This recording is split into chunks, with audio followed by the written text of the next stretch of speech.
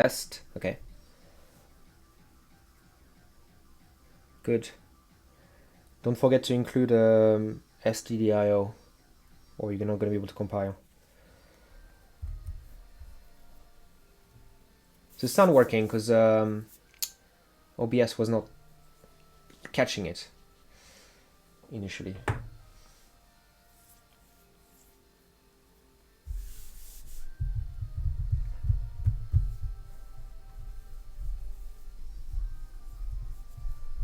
Deep tap tap deep tap deep tap tap tap tap. I'm gonna go in my make file. No. All right, what are we doing today? I want to start with. Okay, great. Good to know. I want to start with. What do I want to start? Yeah, I want to reorganize some stuff. That state machine is not great and it's not going to go super well. There's also some warnings I want to take care of. I might move some of that crypto stuff somewhere else. I mean, I'm not allergic to like a big file, but I think for this one I want to just like try to see. I've done a bunch of projects with like just one file, easy make file setup, but I want to try something where I just split it up a little bit. I think potentially having like a WebSocket file for WebSocket stuff, a message pack file for message pack stuff, and that's it. That should be easy enough. Not right now though. Right now I'm gonna make stuff a bit bigger. Actually, there you go. And okay. So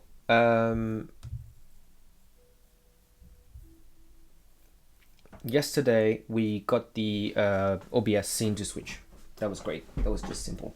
But we're using the JSON version, which if I wanted to make a thing, I would be fine with. But I want to learn more stuff, so I want to learn that like message packing stuff. That's a good exercise that come up in nature, I guess.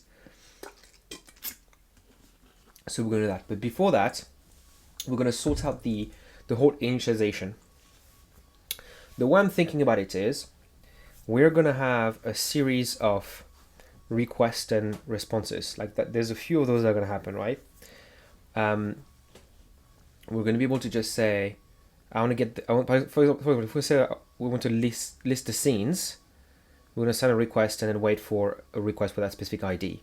So we may want to have something that has a state, which is like, oh, we need that. So I might look at that. But before that, there's also a whole flow, which is, first of all, like open a connection, which is fine. Then there's the upgrade to WebSocket with the handshake. So that is like sending something and waiting for a response. Now this is kind of global, so that should be quite easy. And then once this is done, we need to wait for the hello message, which we then follow up with an authenticate message. And I don't think we wait for anything after, right? This is where things are a little bit messy there. There's something I wanted to try actually. Very interesting. So this actually works because I've been doing stuff by hand, which is not ideal. It's a bit odd that it just does that. I'm not too upset. This looks pretty good. This looks all right. Maybe there's a way to configure it, but yeah, formatting is great. I was doing that today. I was doing some .NET. I was like, oh, it's kind of like annoying to like reformat stuff without copying stuff across files and reformatting and everything. And I found that this is the shortcut. But the thing is, like, I don't know why there's not like a default binding for that. Let me see. I'm already going on the side quest there.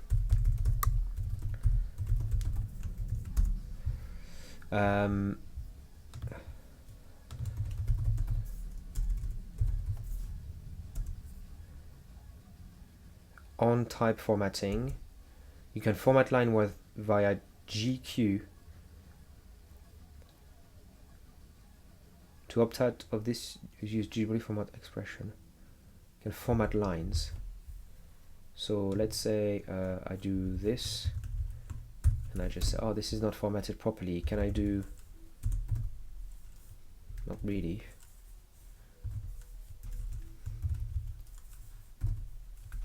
So in visual mode you can do stuff. Okay. K is back to hover. Okay. But what about formatting the entire auto formatting? You can set key maps and option on attach. So let's see what this example does.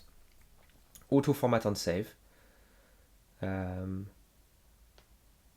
Usually not needed if service supports text document. Will save wait until. That's interesting.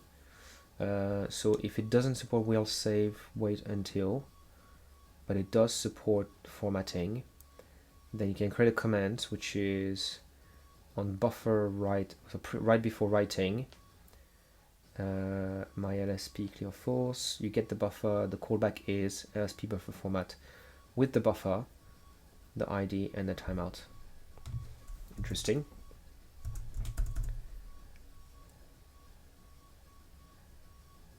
And you can have a little thing. So auto format before save. Okay, that's not really what I wanted. Oh, there's 81 matches, so I might actually find one. I was wondering if there was like a thing that formats the entire file automatically. Like, what's the drawback of like just formatting the entire thing? I don't know. Let's just I just want to quickly do this.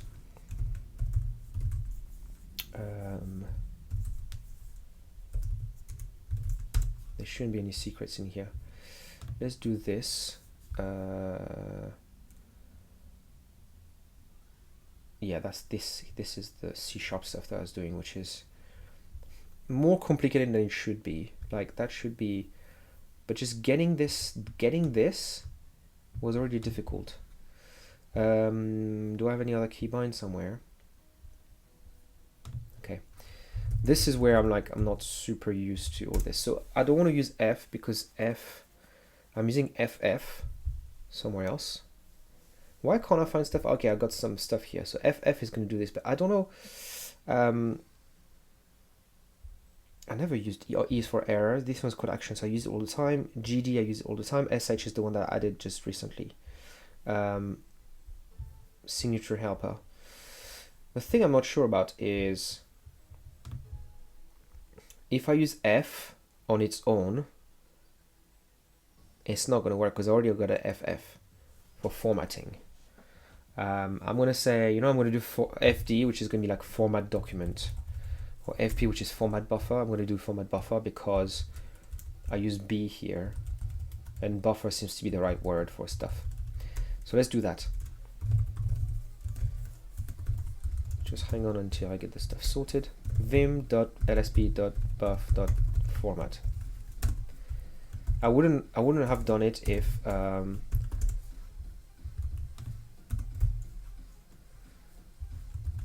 wouldn't have done it if this language server didn't support it. Okay, it's working. Let's get started. Right. I was going to do something first. I don't know. Let's just get started then.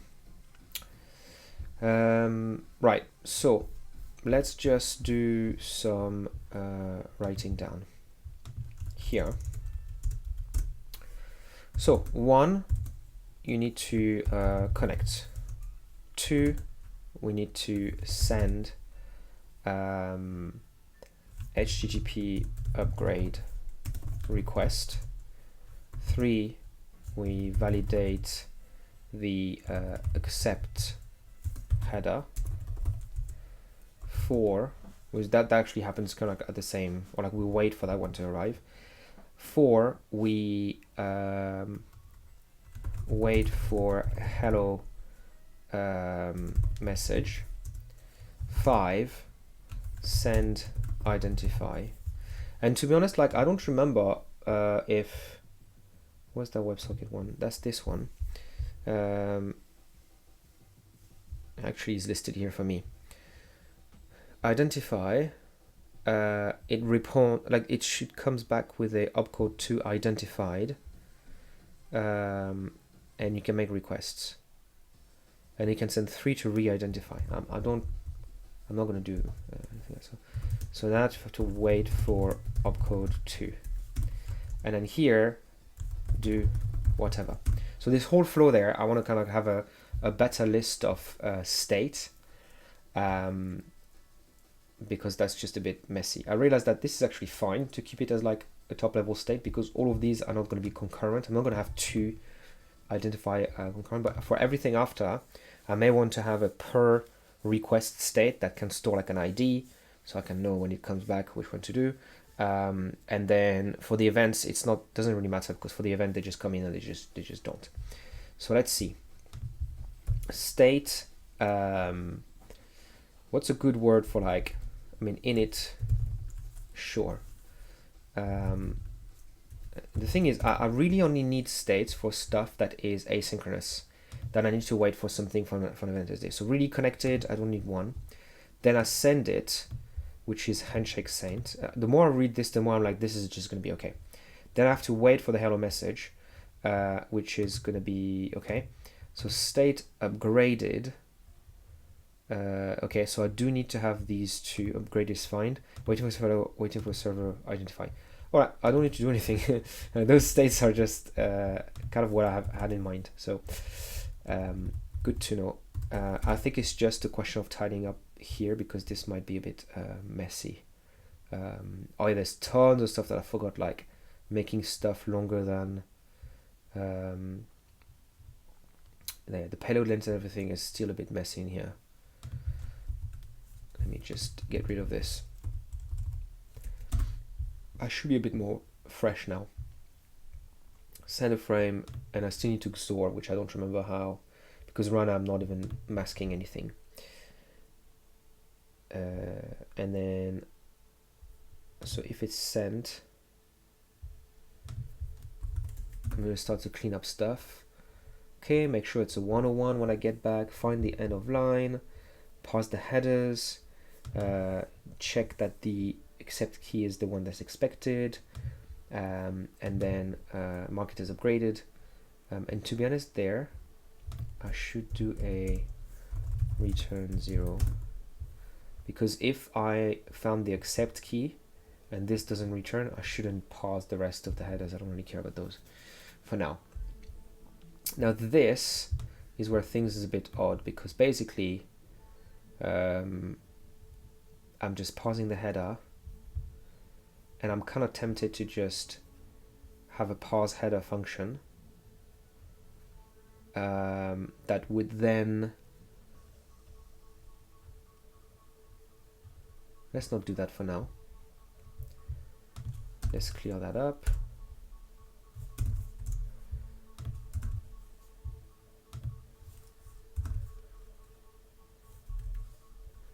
Field position should have an int per argument up unit 64. Yeah. I mean, technically it is possible to have a payload length which is much bigger than that. But I think when the payload length is bigger, it would do something else. Accept key mismatch. Yeah. Oh yeah.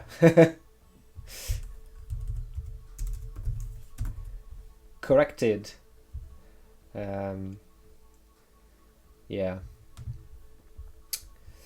Upgraded, I send this, and then I send the current program scene. So this one is actually, so this is where there's something wrong there. Like, I'm not doing it properly, but like waiting for server identify. When I get a message, I should check that that message is something. And it's the same thing here. I'm not even checking the hello. Like, I'm not pausing the, I mean, I'm parsing it here, but I'm not doing anything with it. I'm not checking that this is this specific opcode. I'm not doing any of that. So I should probably do that. And then the rest seems to be fine to me. Like, it's kind of okay. 0 is probably better. Okay, let's just get started. I'm going to move this somewhere else, because if I'm going to make a function later that's like move some WebSocket stuff to a different file, I might as well have them separate function.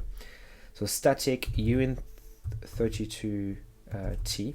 The uint32t is going to be, so what I'm doing is a function that parses the that looks at like the buffer that's incoming, and reads the kind of the header of a server sent WebSocket frame and just puts it in a struct, or at least populate the struct. Because it's a variable length, I'm returning how many bytes it is. So we're going to say WebSocket parse header, and what you're going to receive is a const char buffer.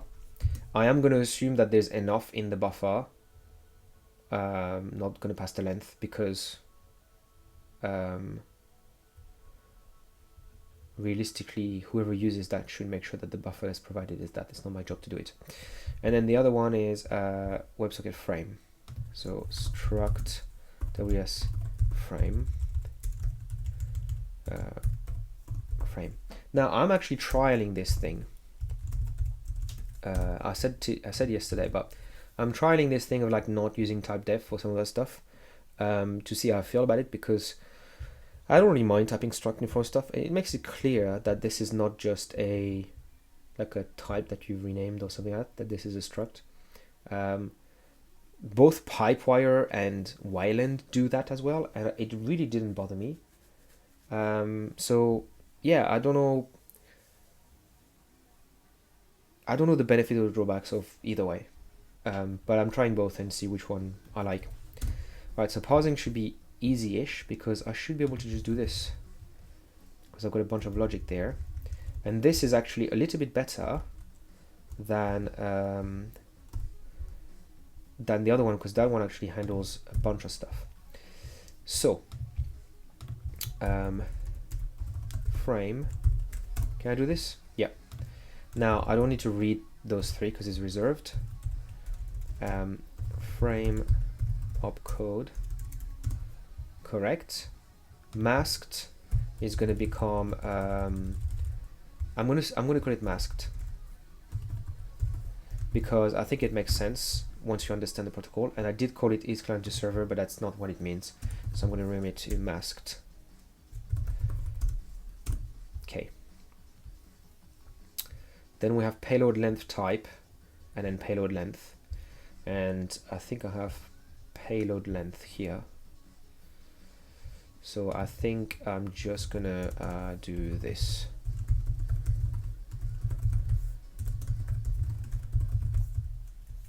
Right, so that's good. And then the only thing is, I kind of need to also keep track of the uin32t bytes read is 0. Actually, I'm going to start with 2 because it's always 2. And then this is going to stay 2. This is going to be 4. And then this one is going to be basically, instead of reading 2 more, I'm reading 8 more. So it should be 10, right? So the number of bytes. Because I'm reading all the way to... Ooh, what am I doing here? I'm reading all the way to 8. So I'm reading 9 bytes.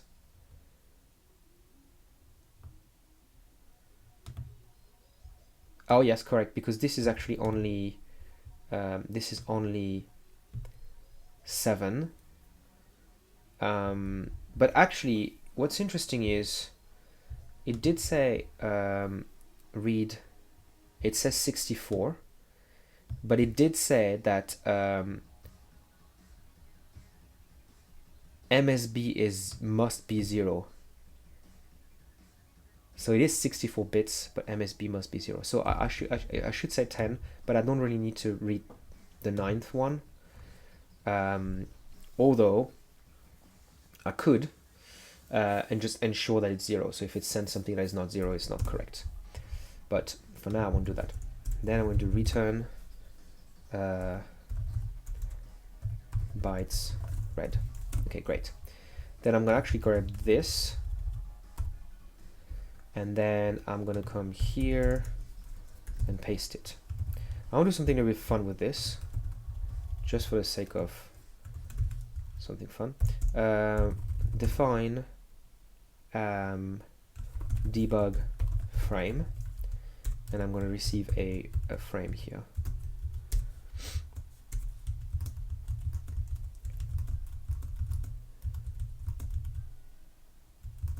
Okay. Let's see if my formatter works. Ah, nice. I was just about to say, like, I wish I could like right align those line reads and stuff, and it just does it automatically. Perfect. Don't have to worry about it. So this is actually going to become this. I'm going to assume that I'm always going to receive this. I'm not going to print the RSV because that's just the way it is. Now this is where I'm also going to start going a bit crazy with these things, with my favorite, the X macro. Yay, absolutely love it. So we're going to have WebSocket opcodes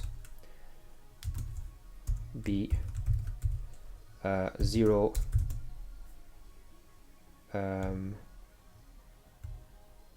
what am I going to do? I'm going to do, where is my opcode? WS opcode. Okay, WS opcode continued. So I need to remember, I think it's just continued. Yeah. Text binary nothing close,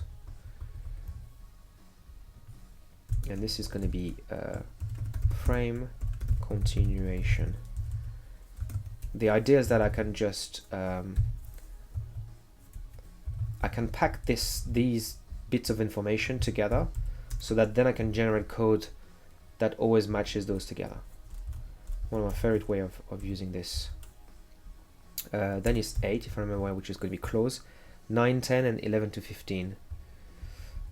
So 9, 10, and these are just not used. So here our code is going to be no, this one is text binary then close ping pong.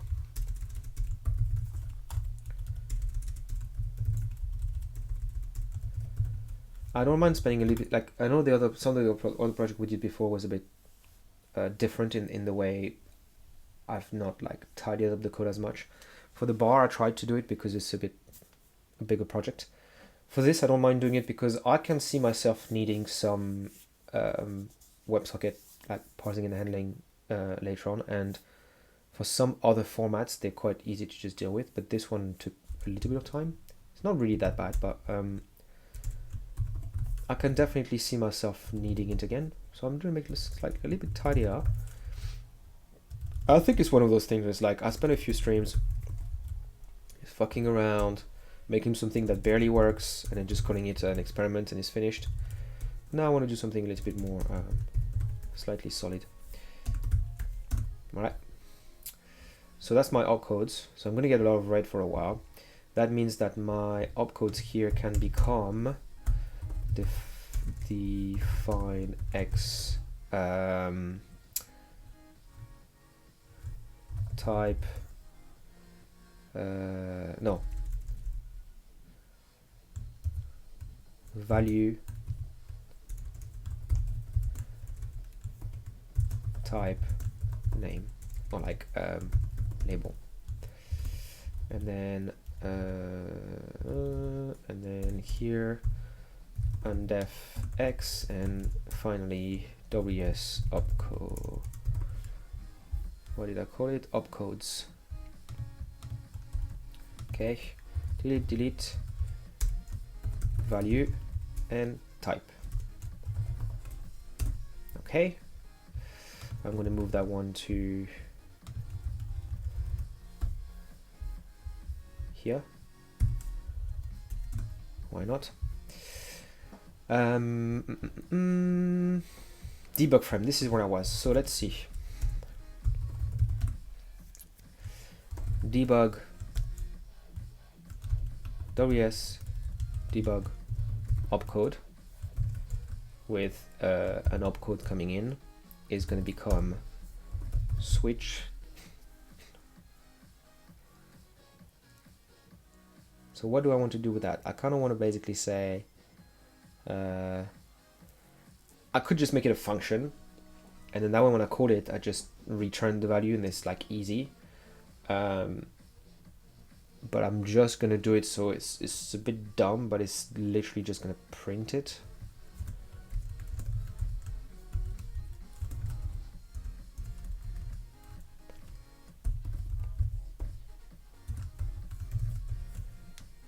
value type name.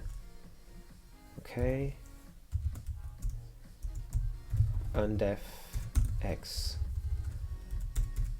Okay, and I can do case type printf %s, and I'm not going to put line return, so that way I can place it wherever I want, and name. Okay, break. Obviously I need this here, and WS opcodes here.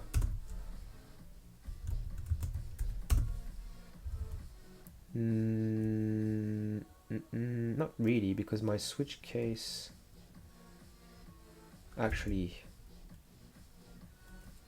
I don't even know if you can do that now that I'm thinking about it. Can I really put a I may be doing something that you can't do. Put a macro in a macro. Yeah, I can't put a macro inside a macro. Okay, so this is going to become a function. WS get opcode name. This is going to be a enum WS opcode.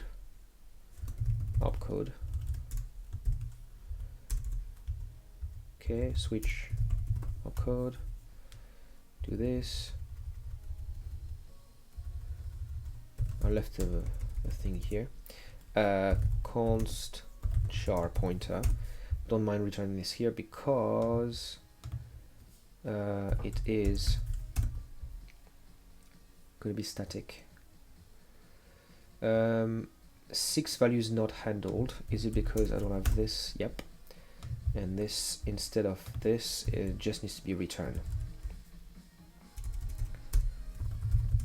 I'll make it like a bit more compact, remove the break.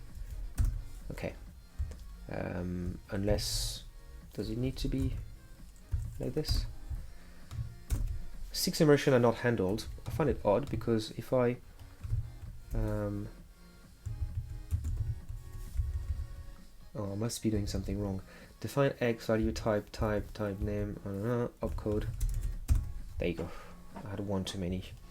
I'm gonna go back to this, make it a bit more compact. There you go. So this is now, it expands to this. Great. All right.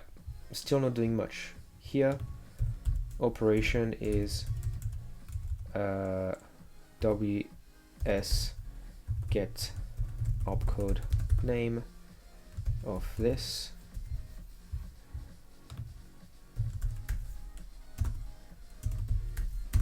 Okay. Oh, it did change it for me and add a line return at the end. That's pretty good. So this is going to be how I debug the frame.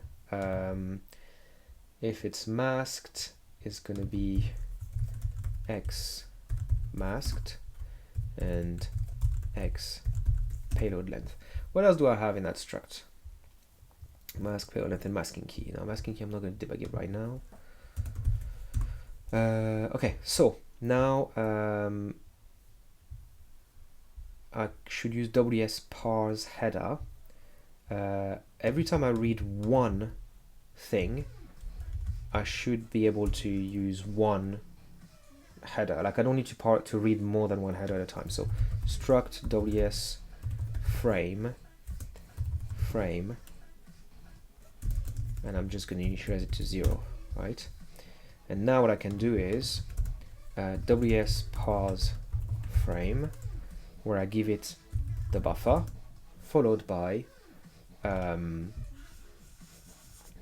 pointer to my frame. WS parse frame is not a thing. WS parse header, let's call it frame. I haven't seen the word header used in a Wikipedia page, so I'm just going to assume that it's just the right name to use. And then here I'm still going to do frame payload length, but uint 32t frame size. It's really like frame data offset, and here we're going to say data offset. So I'm still going to print the data there and then do that type of stuff. I'm going to run this, but before that, I'm gonna comment this one out because I don't want to be. I don't want OBS to switch scene. I don't realize because it's in the background.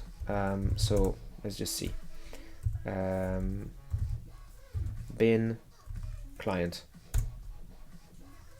Error, got OBS from server. Got OBS from server. That's interesting. Got. Okay. So am I not reading the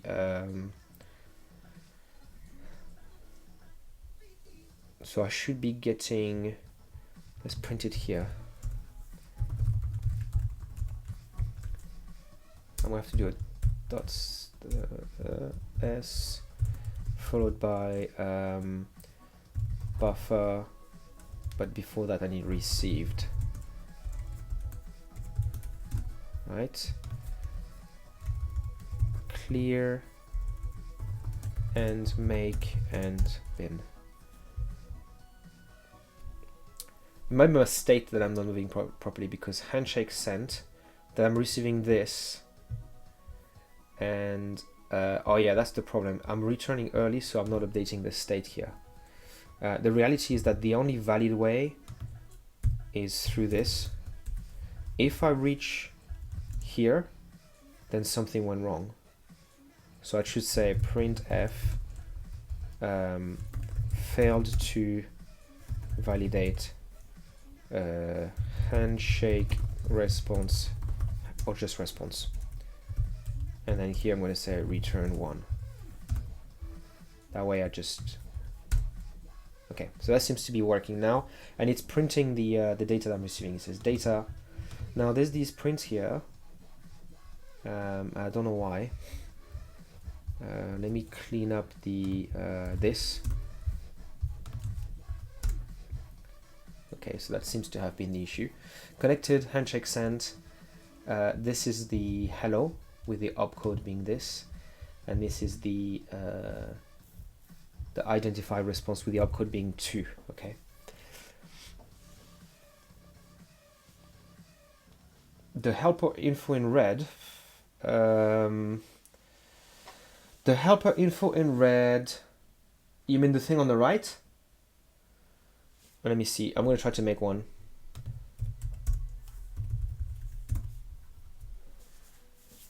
In that line here, this like expected bracket after foo thing.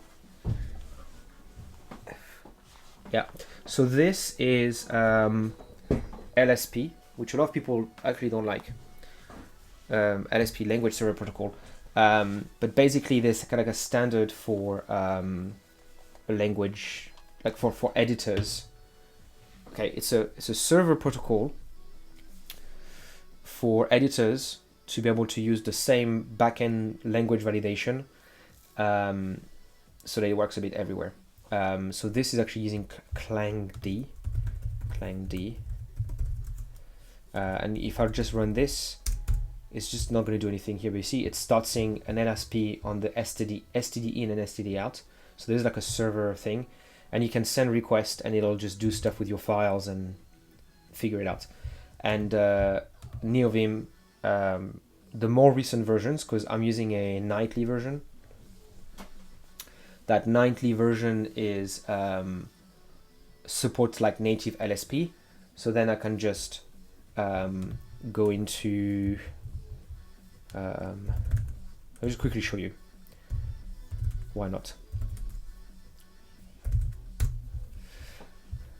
This, I think this only works with like 0.12, so like the recent one doesn't work. But like here, the only thing I need to do is just say enable, say ClangD, and if you have the ClangD binary in your system, it'll just work. And then from there, I did do something. I think I had to do something to have them in line. Is that IBM? No, this is blank thing. It wasn't there by default, so I added it, but I don't know where I added the configuration. I don't know if it's like a... is it plenary? I think plenary is like a dependency of...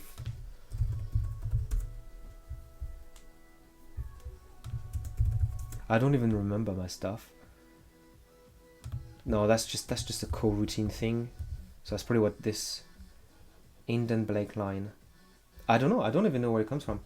I wonder if it's just I don't know. Maybe it just works by default. But yeah, and then more recently I've added the Roslyn language server, which is for my .NET, like the C# stuff that I do during the day. I have to say that Roslyn one, which is kind of slow, but the type of like feedback and the code actions you have from it is insane. But I guess this is what you get from like the Microsoft stuff. Like if you use Visual Studio and you can actually run it and you don't have any problem with it, the tools you have in it are just really, really insane. And no wonder why some people just can't leave it, because it's just I was getting some like hints and stuff for refactoring that it did automatically. I had the most mind-blowing one today was I had a dictionary and I was checking if it contained a specific key.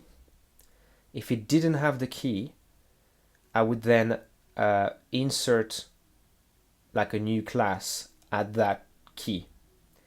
And then right after the if statement, I would say get the item with that key. So basically what I was doing is like kind of check that this exists if it doesn't create it without the dictionary. And it's a pattern I've done tons of time, but every time I do, does it contain the key? No, create the thing.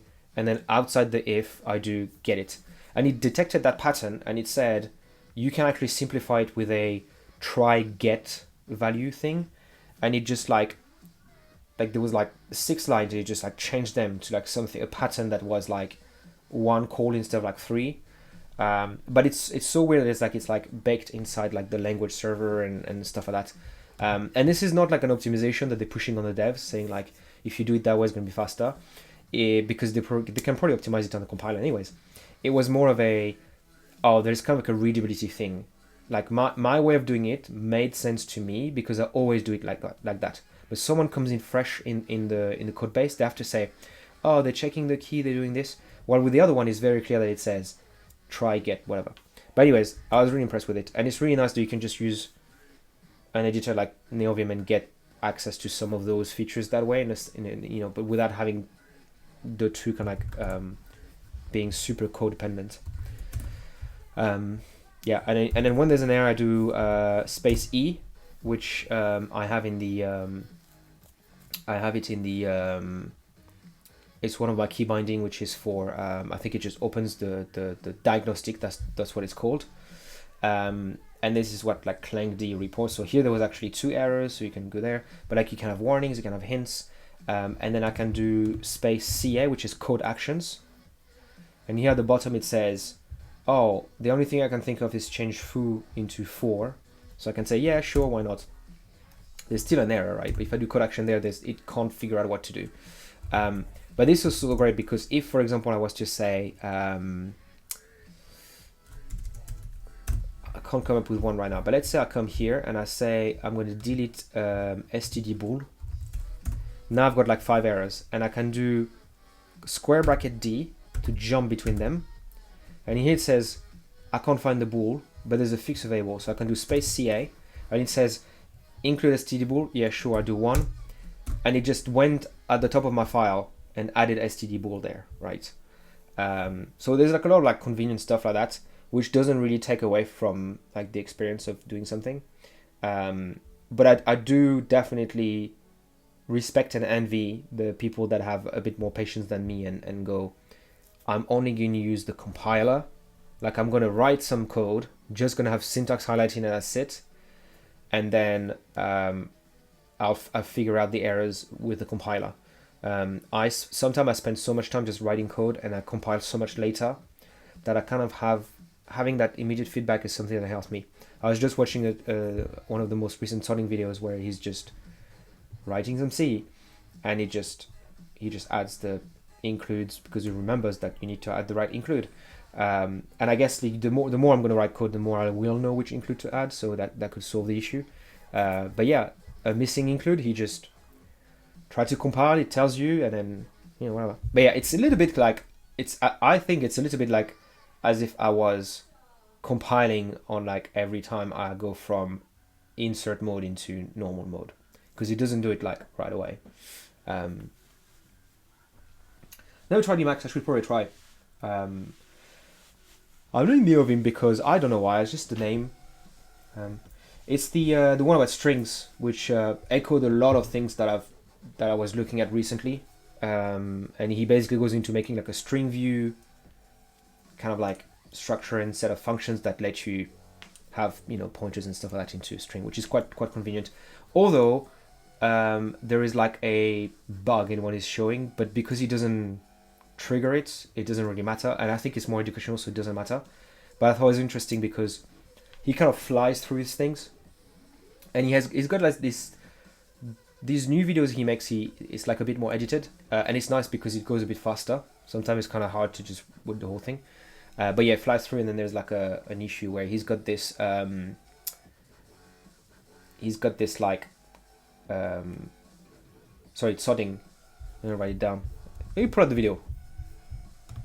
Not to be like mean, I just like extremely respect everything that's being done. It's probably something that is. So this is the one that I was watching, and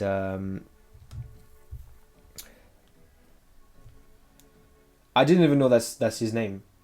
I just. Oh, so you know him? Yeah. When you say you know him personally, or you know him like you know of him?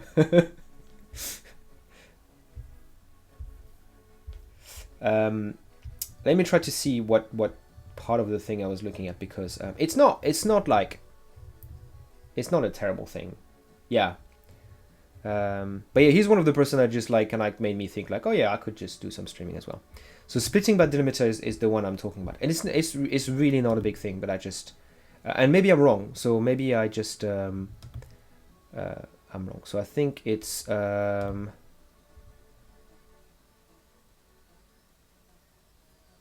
so this one is fine, and I'll just go in details like as soon as I can get the, yeah, it's right here. So he just,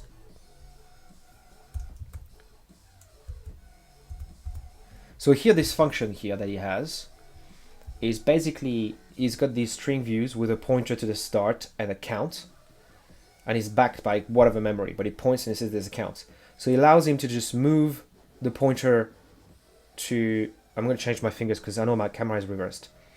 This would be like the data, and this is like the count. And if you want to trim to the left, you just increase. And if you want to trim on the right, you just decrease those counters, and you can just go like this. So he's got this thing that just trims with or like chop a certain number of characters. So when you want to split by like a comma, if there's a comma in the middle there, then you find where the comma is, which is what's at the top there. Find the index.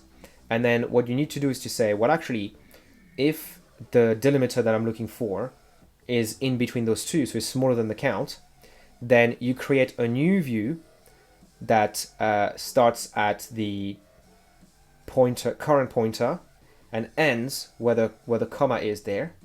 And then you get the old view and you just move its data by this much, which is chopping. So this is where he creates a new one, chops the old one, and then returns the result. All works. And that way you can just basically say, like split by delimiter, and what you get back is a new string view that has the first part, and the old string view has like the rest. So you can iterate like that. It's really convenient. It's that second part that to me doesn't work, and really this is more of an undefined behavior than anything. But what it's basically saying is, if I is actually not smaller than the count, and you know that your loop stops if you reach that point, you know that I is the same number of count. So he puts this cursor and saying you are at the end, and he says if you're at the end, you should make a string view that represents the entire current string view. So what he does is basically returns the string view itself, and it chops it. Ooh, actually, now that I'm reading this, okay, I think I'm wrong. Well, good thing I went back there, because I may have learned something there. I'm going to ask Google and an AI in a second. In my mind, doing this and returning this, you returned the actual string view, but then you modify it. So you would actually, you'd have two things that point to the same one. But what I'm realizing now is that because it's dereferencing this here, and then returning this, and this is not a pointer, he's going to return a copy, and that copy is going to be at that time, I think. When you dereference, it's probably just, yeah, it's dereferenced. So he's actually going to use that thing to make a copy of it and then chop the old one because the old one is still referred by it. So I think, yeah. Anyways, here's me trying to say there's a bug, and there isn't a bug. But the thing is, in the rest of the video, he never reaches a point where, yeah, no spoilers, but yeah, he never reached a point in the video where that scenario was reached, so that code was not really tested in a way. But so does dereferencing a pointer to a struct copies the struct? That's kind of like what I want to know. That's literally the exact question I had.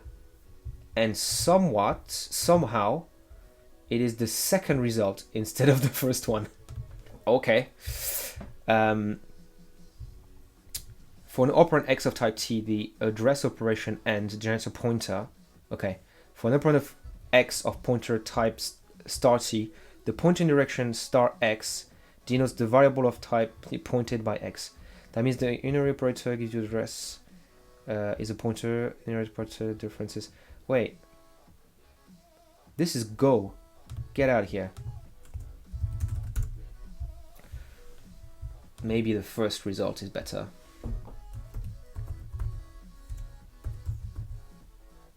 Dereferencing a pointer. Oh, this looks like school stuff.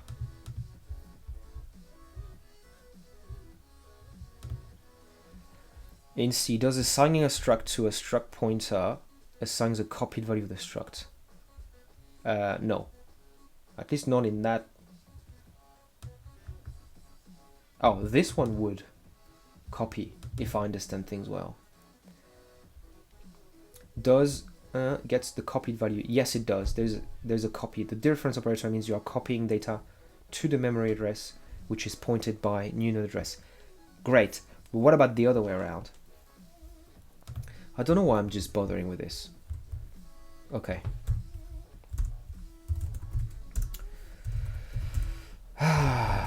We can just test it.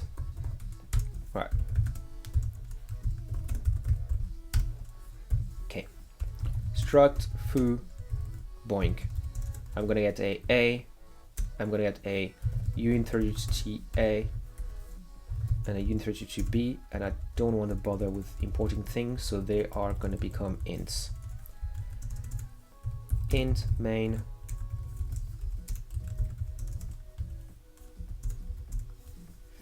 struct 1.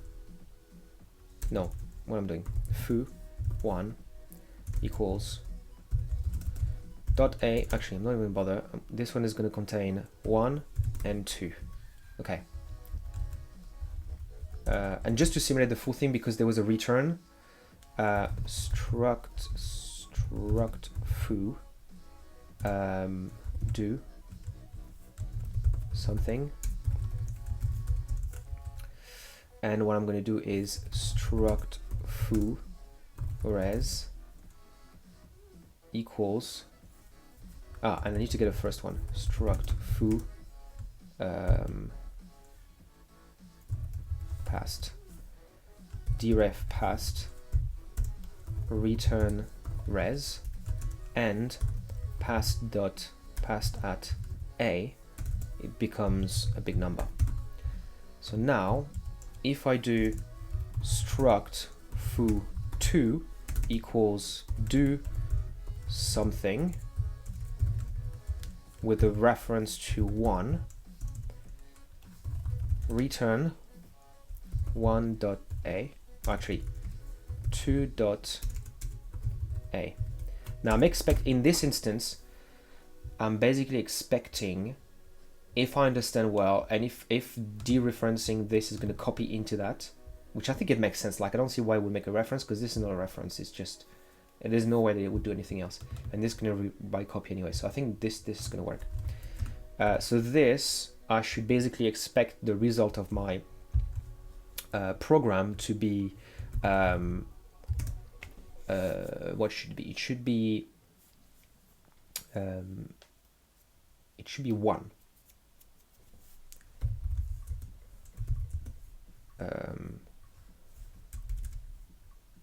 Can I just say this?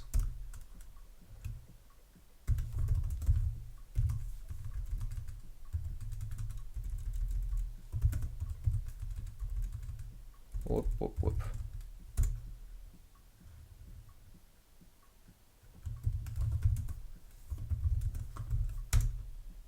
Zero.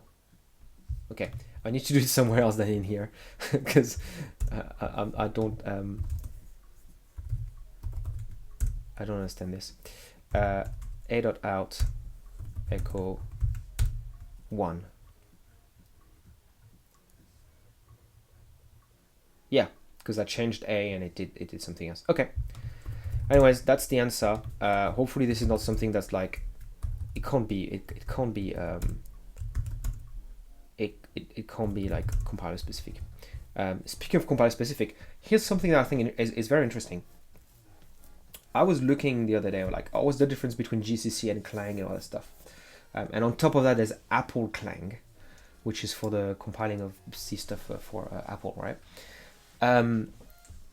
So GCC is just the kind of the OG or whatever, but that's the GNU C compiler, and it has its own intermediate representation, its own optimizations, and it's basically the front end and the back end together of the compiler.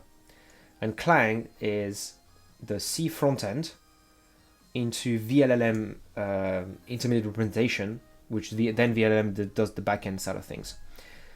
Now, of course, there's going to be some slight differences between them, but what I found very interesting is that what's on screen right now that does the validation, the warnings, the errors, and everything is ClangD. So that's definitely using the Clang compiler for like that type of stuff. Yet I compile with GCC. Not once I've had an error on screen by ClangD or Clang that didn't also happen when I tried to compile with GCC, or the other way around. I've never had like the editor saying everything's good and then GCC complain about something. So I find it insane that like these two things are like respecting the spec to the point where it's like you can have different compilers for like the same language that are just like so kind of like accurate for those things. Which I also found this. I guess this is why I found some other like native language maybe it's scary a little bit, like some of the modern one, because a lot of them are like there's kind of like a foundation behind them, and it's like okay, but they like there's no competition to the compiler or the direction of the language or anything like that. Like that could just disappear tomorrow. Like, you could build an entire career on one language, and then tomorrow they just decide that the compiler is going to go in a specific direction. And sure, if it's open source, it can be forked, but like realistically, if more than 50% of the contribution to the compiler are done by the foundation itself or people working there, the fork isn't going to go super well. One interesting one is that actually was kind of the other way around, but Terraform, when HashiCorp changed their stuff, right? When they changed their terms of usage for the Terraform like CLI, the actual tool, because they were basically saying that people would not be able to resell Terraform wrapped into an API on other platforms because they wanted to introduce a new thing in the cloud for their own stuff. The community forked it, made OpenTofu, and there were so many big backers of Terraform from other businesses that were contributing to Terraform itself that actually moved over to the other one, that actually became a viable option. And now there's like two of them that are actually usable. You wouldn't want to go back and forth interchangeably, but I've made successful migrations from Terraform to OpenTofu in like no time. It's just compatible. And OpenTofu has some features that the Terraform HashiCorp never wanted to add into it that was highly requested by the community. Although one said feature is a little bit of a security risk for people that don't know what they're doing. But yeah, anyways, I want to say rant over, but it's not even a rant. It's just thought dumping. All right, let's see. Bit of water.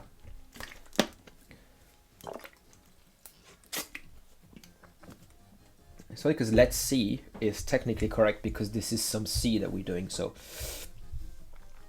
I was doing this. Let's just do, let me see. Last thing I did was this. Let me do some, I didn't test this. I didn't test debug frame. So I'm gonna try it. Client read is here and parse the frame. And here I'm gonna say debug frame. I'm going to say end frame. That is not the ampersand sign. Right. Text. So now I got like this, you know, it says text, and then it tells me if it's maxed, and it tells me length type. Now length type is not really what I want because I'm just renting the length. This is all uppercase. I think I'm gonna want to say, I'm gonna try to do a better stylized thing. So I'm gonna say OP is this. I'm gonna put a star. So I'm gonna do this. I'm gonna put a star if it's not finished. So I'm gonna say X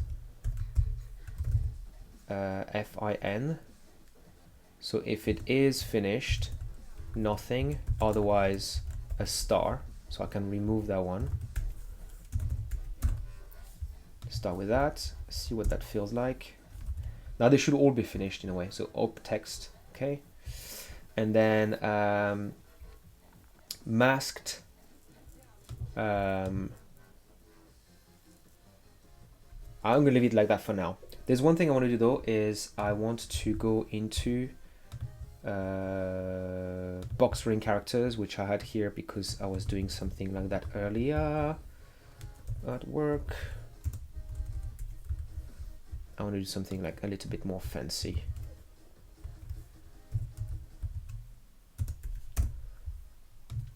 Let's see what that feels like. Yeah, that's pretty nice. There's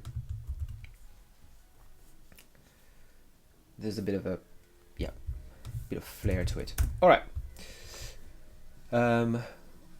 Parsing the frame, I think, is technically complete in that I think I've implemented all of the logic, although some of those things are not like super optimized. I'm gonna leave it like that because I understand it. Sending the frame, which is actually fill in frame header, which is a bit too long there, is not complete because I'm not supporting the other sizes. I'm starting to wonder if this is super useless. I'm getting the one at position 8 and I'm moving it. Oh, it's not useless. Yeah. Okay. Yeah, let me do the fill-in one while we're here. And then what I'll try to do is, I seem to remember that I had to remove some characters from this one because otherwise it would go overboard. And I think I'll do that. I'll put it back in, make sure the characters are like bigger than a specific number, and then just test it out. Fill in from here. I'm going to start by renaming it to WS write frame. I'm going to write in the buffer this frame, and this is the stuff. So this is where we're not correct in here. No, that's not correct. Masking key. So writing the masking key is fine. So that's the payload length that I'm sending.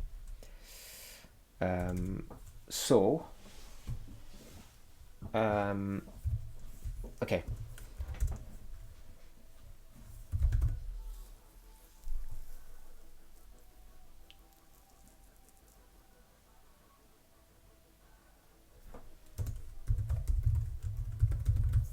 Payload length.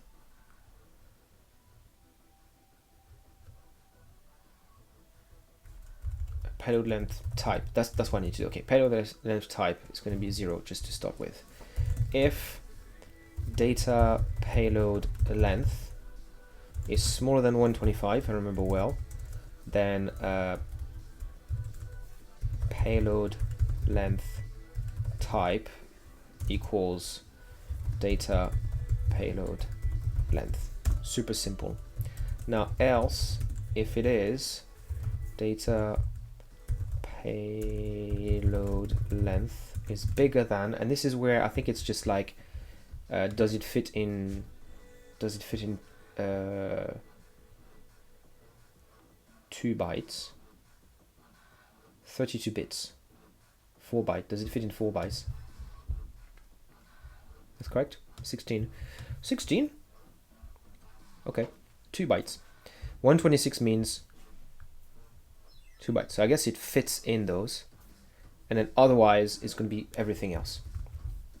So how do I know if it fits into 2 bytes? Well, are you smaller than, let me check, 125 included, so I think I'm gonna have to say 126. So if it's 126, I come here.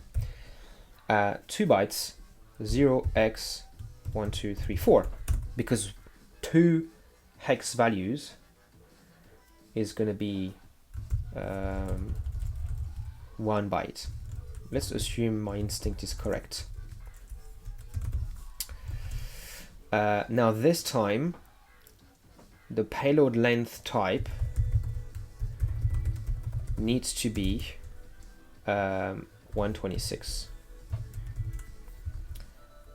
And then else, so at this time I know that it's bigger than this value, so it should go into the other one.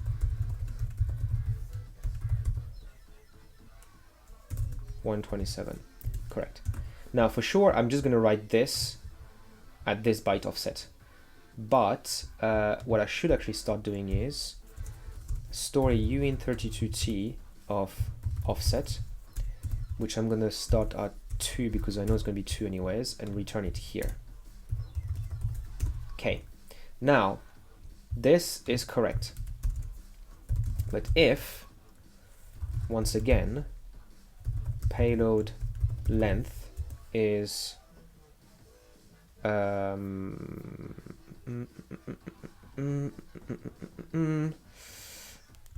smaller than 126, how do I do this? Because I kind of want to say, I want to make sure it's bigger than, if it's bigger than 125,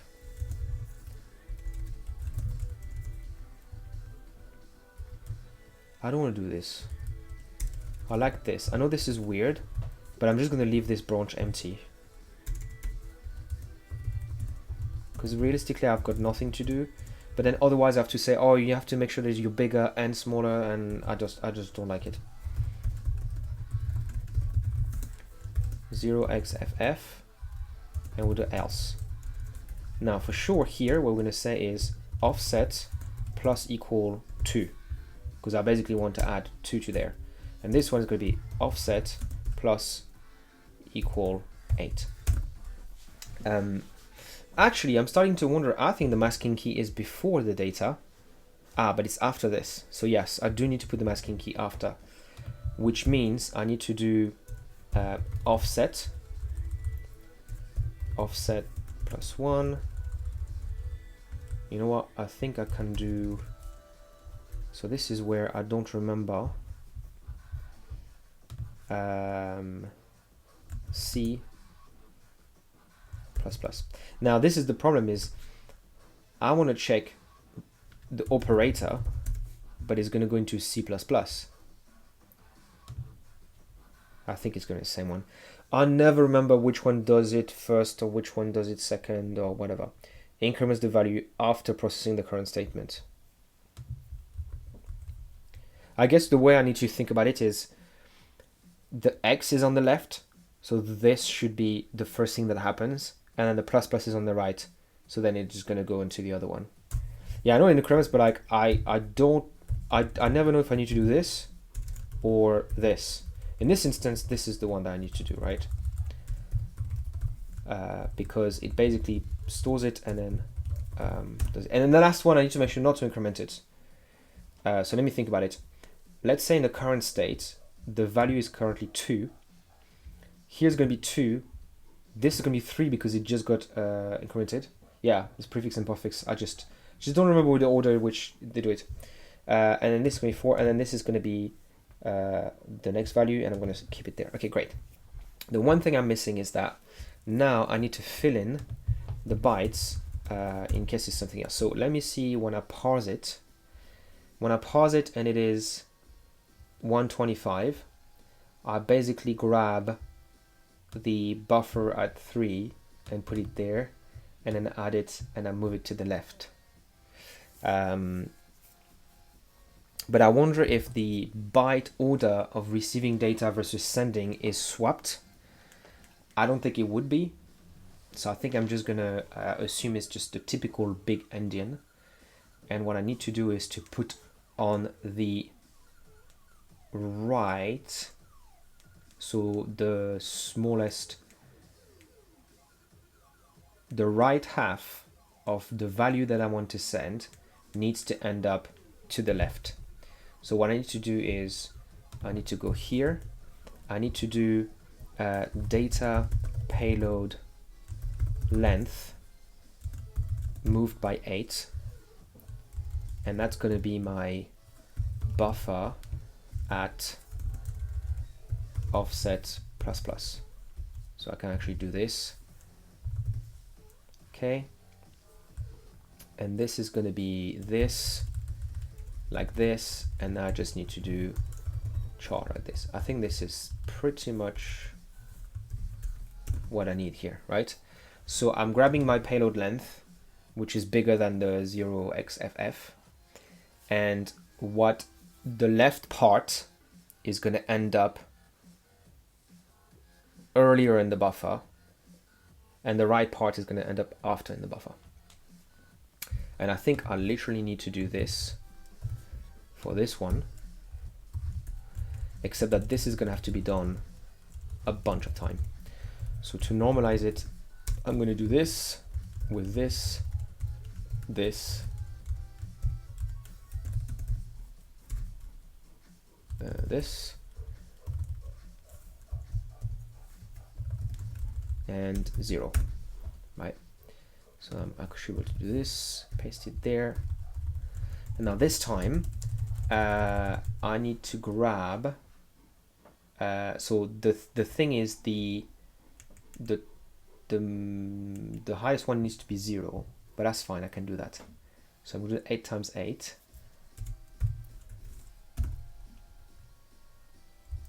That's going to be a bit of a problem, because payload length doesn't have that much. Hello, hello, hello.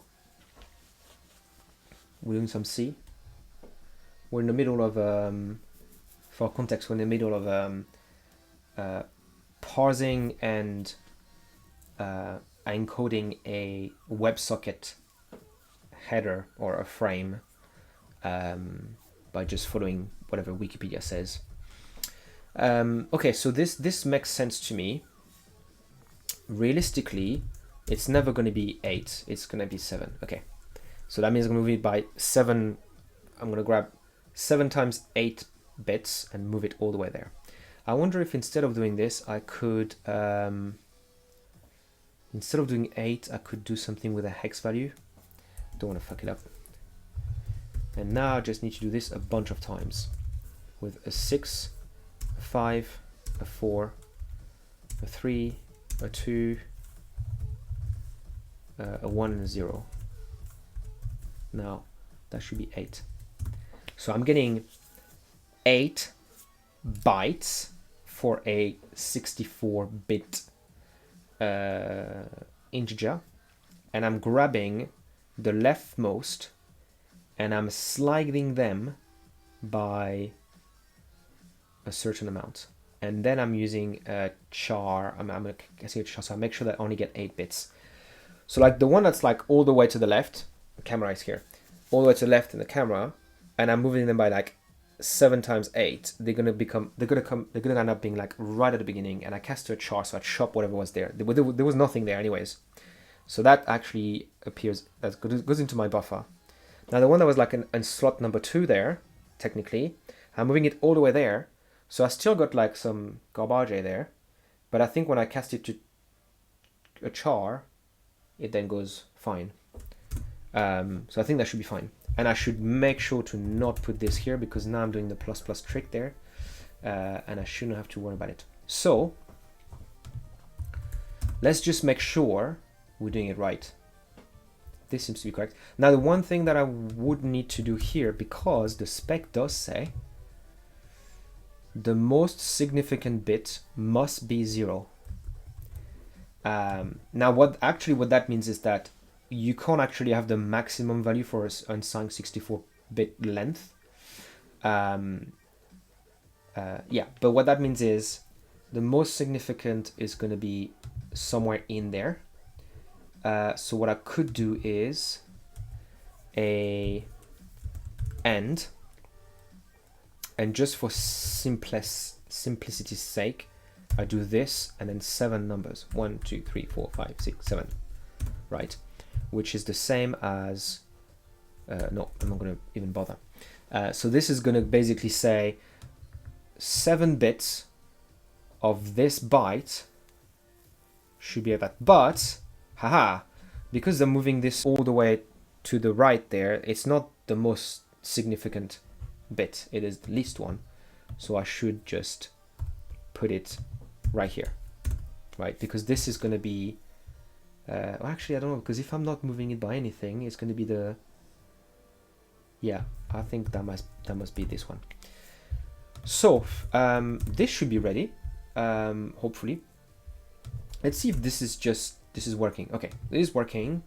I got the length and a negotiated opposite version. Now, obviously, I'm not branching in here. I'm not going in those. So, okay. But at least I know that this is working, because well, I can't really know if this is working because my masking key is set to 0 right now, so it's a bit garbage. But let's just say I didn't break anything, at least. To test it, we're going to resuscitate this by sending the WebSocket request to change my scene, right, in OBS. So connect to OBS, change the scene. To see how many I need to add, I'm just going to quickly print the length of what I'm trying to send, which is this JSON thing. Sure, it's not going to be that big anyways. 111, and I want to make sure that it's bigger than 125. So for that, I think it should be simple enough to just add a bunch of something in the request ID. Okay, and now I'm 160. Okay, and let's see if this works. Now it's probably going to change my scene. Invalid UTF-8 encoding. Okay. Enable and view current logs. Let's do that. Invalid UTF-8 encoding. Now this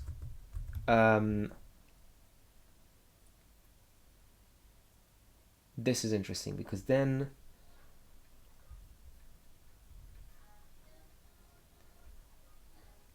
either it just sent something that was very wrong, and what that did is OBS received maybe a negative number, and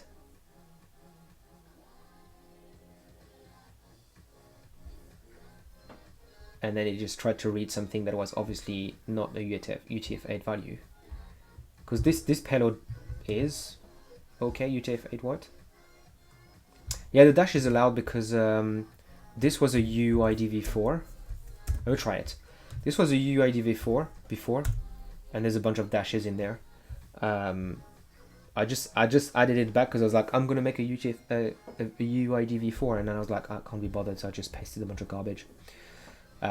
Technically, I think this could be like anything you want, because this is JSON, so it's gonna, like, whatever the maximum value for JSON is, it's gonna be okay with that.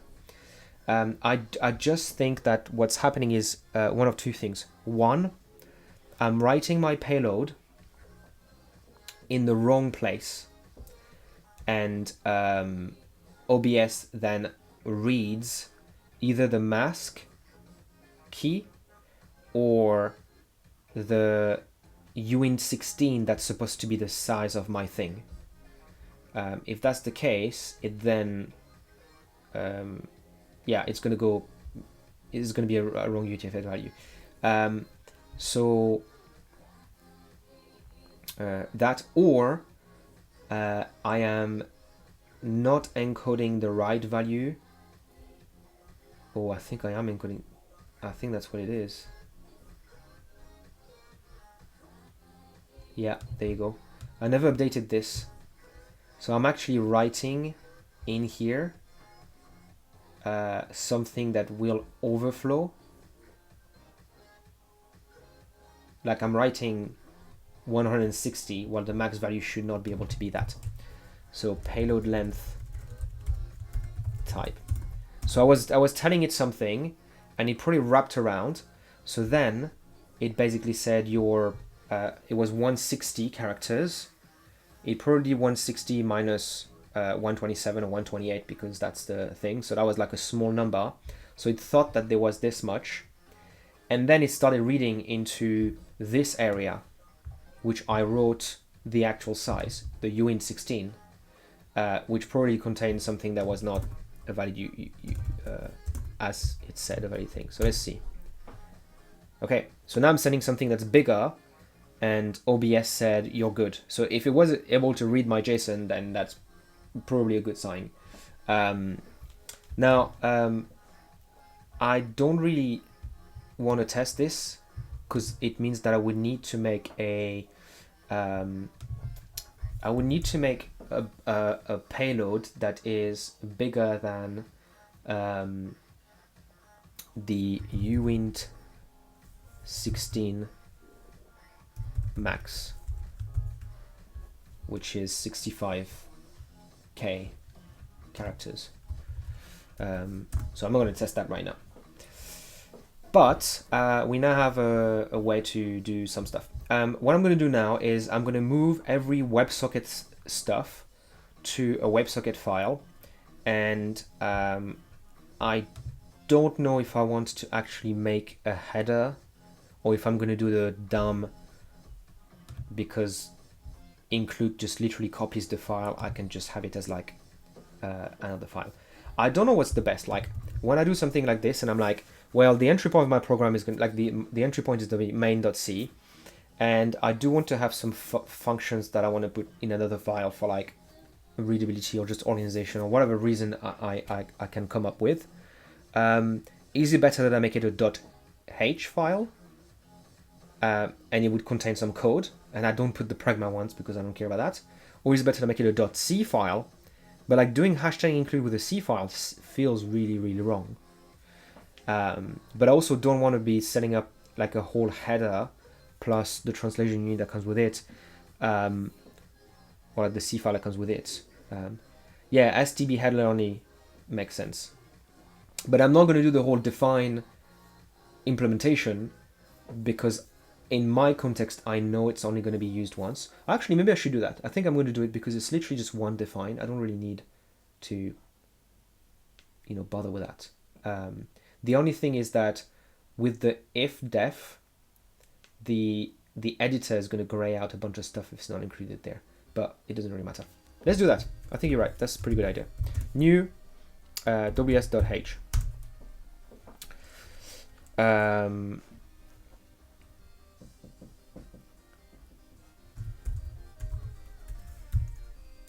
Absolutely wrong. Let's do that. Okay. Here I'm gonna get stuff like let me see.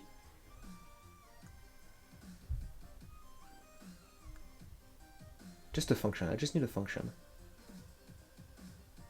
You know what the struct is going to do. Okay, struct here. Opcode is going to be missing. Uint64. Oh, what are you doing? That doesn't seem correct.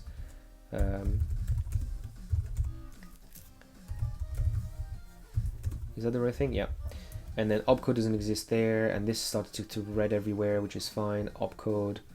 I'm going to grab the opcodes here because that's what I want. Okay. Okay, pretty self. Okay, and then I'm going to do hashtag include ws.h. Did I never save the file? I did. Oh, and I didn't put it in the source directory. My bad.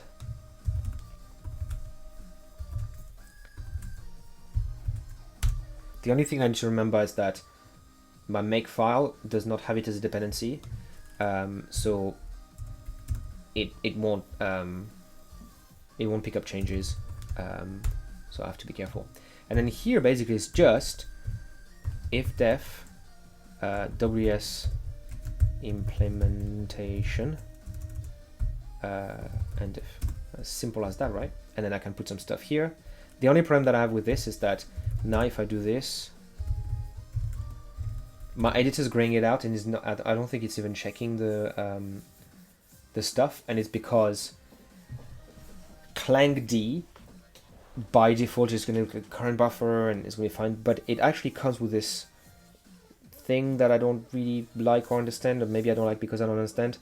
The compile commands.json, and it's something that basically is a JSON file that says for this file, here's the command that will run, and it just parses the flags, and then it uses that in the LSP so that every time it needs to check something, it says, oh, this is what it is. So even if I was to just say gcc-d ws implementation, right? And I'd said compile command, you know, I would have to add it to compile command and everything because it's not going to be in there. But let's see if this is something we can work with and solve. But what that means is I can just go here, and before in here I can say this. Just a bit wrong in my way of doing things, and that works. Now if I come here, it doesn't highlight it properly because it thinks it's not there. Like it doesn't. It's yeah. This is going to work. Make is going to work, but I guess make doesn't even do anything. Let's just try if it works with make, and you know it works. It's funny because literally like 20 minutes ago I was saying I may have a problem with like Clang saying something different from GCC, and now I have it, but it's because it's across files now. So it's just like it's not just validate this file, it's validate the project, which is a little bit more complicated. What I'm going to do is to make it simple, I'm going to say interesting. Get header size is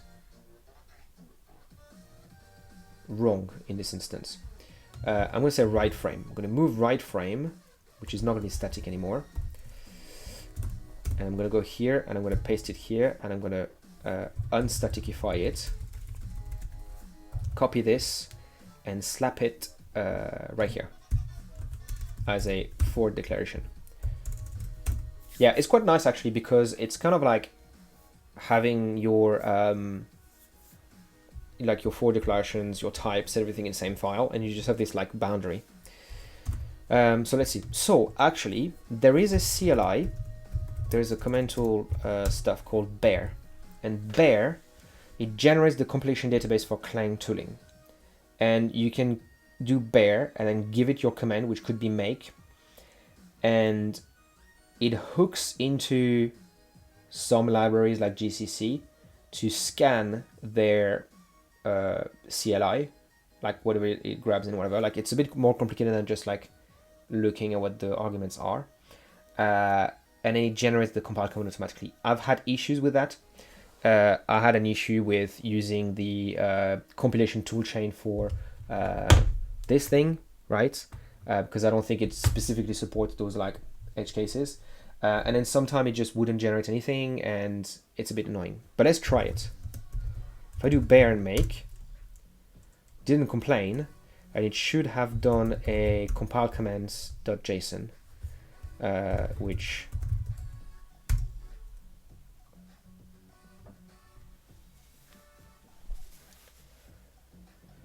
yeah, I mean, Rust is convenient, but at the same time, if you were to do in Rust, if you were to try to bind something with C, you're not going to get your completion. You're going to have to make a header for it. Like you're going to have to make a bridging thing for it, and have to wrap it into unsafe and stuff like that. So yeah, definitely. I mean, to be honest, if your language is like designed in in the 21st century, you might not have those problems. It is kind of a weird thing to say if your language is designed in 21st century, which but yeah, so it's weird. Like it just does this JSON thing, and it just says, oh, this file, these are the arguments that were used for it, and it just boink. It just likes all the comments and stuff like that. Let's just open it so we can see it all. Yeah, so it only has one file, but like it has those arguments there.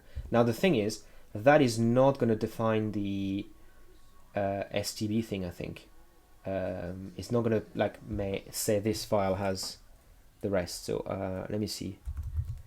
I don't think it's going to solve my problem actually. No, because it doesn't think that WS implementation is there. Because when I'm looking at this file, I'm not specifically saying this file will be in something. So how may I tell ClangD that this thing exists? Well, I think I can hack it by just grabbing this. It's not great because the next time I run the thing, it's just gonna regenerate it anyways. But I should be able to say, whoa, probably the longest message I've ever seen. We have related programs. Oh, we, okay. My my person there is representing the entire Rust, the Rust population. Conditional completion, associate said LSP contains all features. Yeah.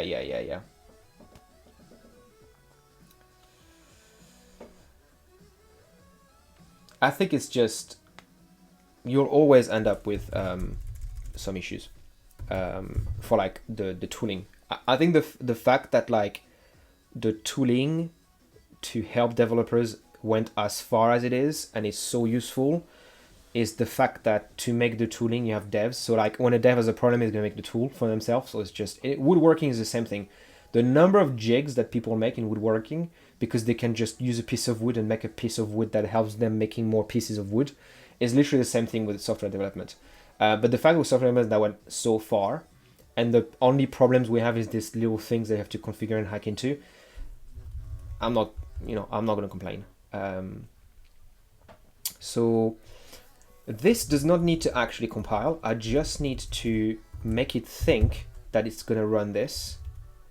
Output sure. And what I'm going to do is actually hardcode something like this. WS implementation. Now if I do this, I may need to reload some stuff. Oh. It actually wasn't even running properly. I did a bunch of Rust, not like at work or anything, but I made a Game Boy emulator. I don't have it in my. I can't pull it out right now, but I did my stuff, and then I did some for work actually. I did a address parser and sanitizer and normalizer in Rust, which was a port of a thing in Python that I just didn't want it to be Python. And it was funny because Python was basically generating, what Python was doing was generating this huge regular expression. And I was like, oh, I'm going to have to like retranslate every Python thing that generates the regular expression into like the Rust version. And then I was like, no, what I can do is just write a Python file that just literally overwrites the way that thing is generated and dump it as a string. And basically I used the original library, but instead of using it in a way that executes the regular expression, I used it in a way that generates a Rust file with the regular expression inside it. And then I had a normal Rust entry point that used the regular expression. And then the thing was like super fast. It was really cool. But yeah, so I did some Rust code generation in Python, not because I wanted to, but because the thing that I wanted was in Python, and I was like, this is going to be faster than rewriting the thing. It was really dumb, but yeah, was fun. Yeah, I mean, this is not working. This is going to be a bit of a bummer. And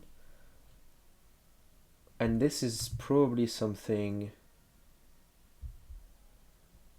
Is this something that I can figure out? Is this something that Google can figure out?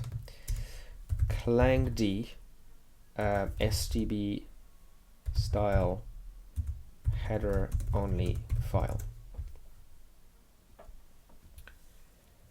Okay, ClangD. Maybe it's not ClangD. Syntax highlight for if def.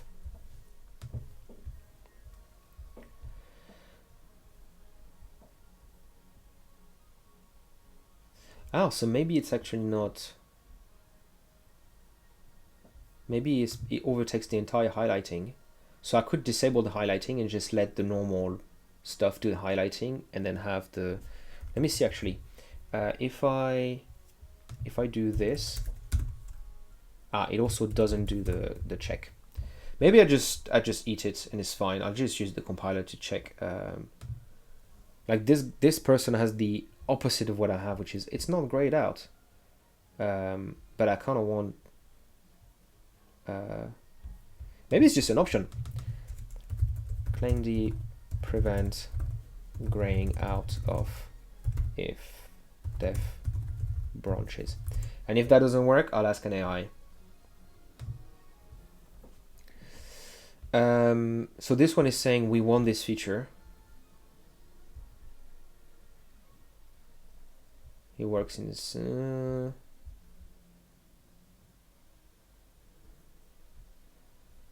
Just want to disable it, to be honest. Because if I can't even tell it that this thing exists. Oh, I know what I can do. I just realized. I just need to put this here. And then just remove this. Because if it thinks that my command contains the flag, maybe I just didn't type it properly. If it thinks my command contains the file, it'll be fine, right?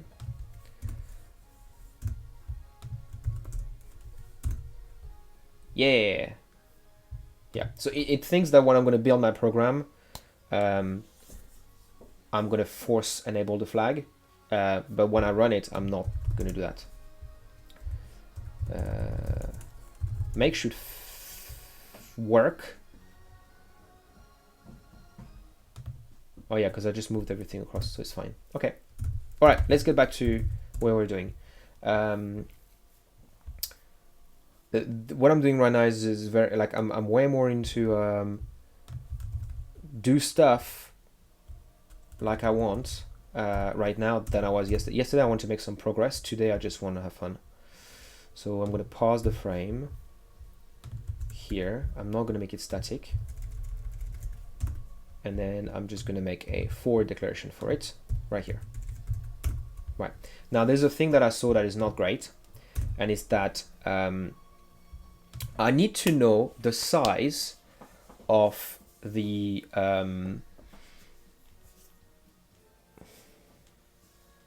I need to know the size of my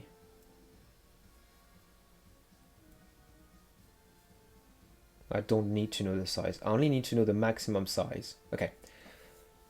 I'm thinking as I'm saying stuff and I'm not saying anything, and I realize that for people watching is probably not the most interesting thing. But here's the brain dump. I want to send a WebSocket frame, right? And I know the size of my payload, and I'm basically going to need to allocate some memory for my payload plus however many bytes the header of the frame is going to need. But to know how many I need, I need to basically write that header from. So I got this like circular-ish dependency.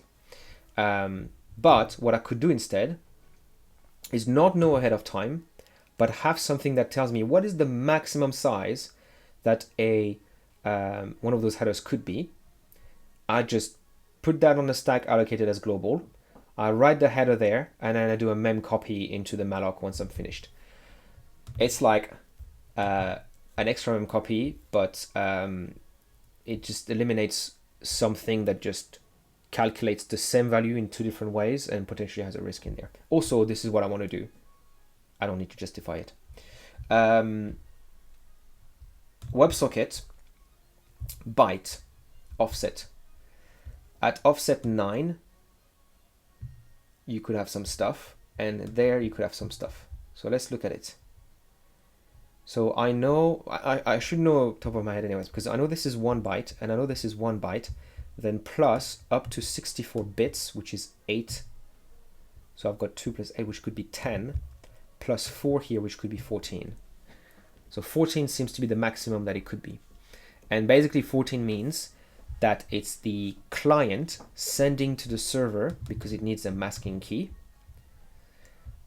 something that has more than like 36,000 of payload, because you're going to need 8 bytes in there.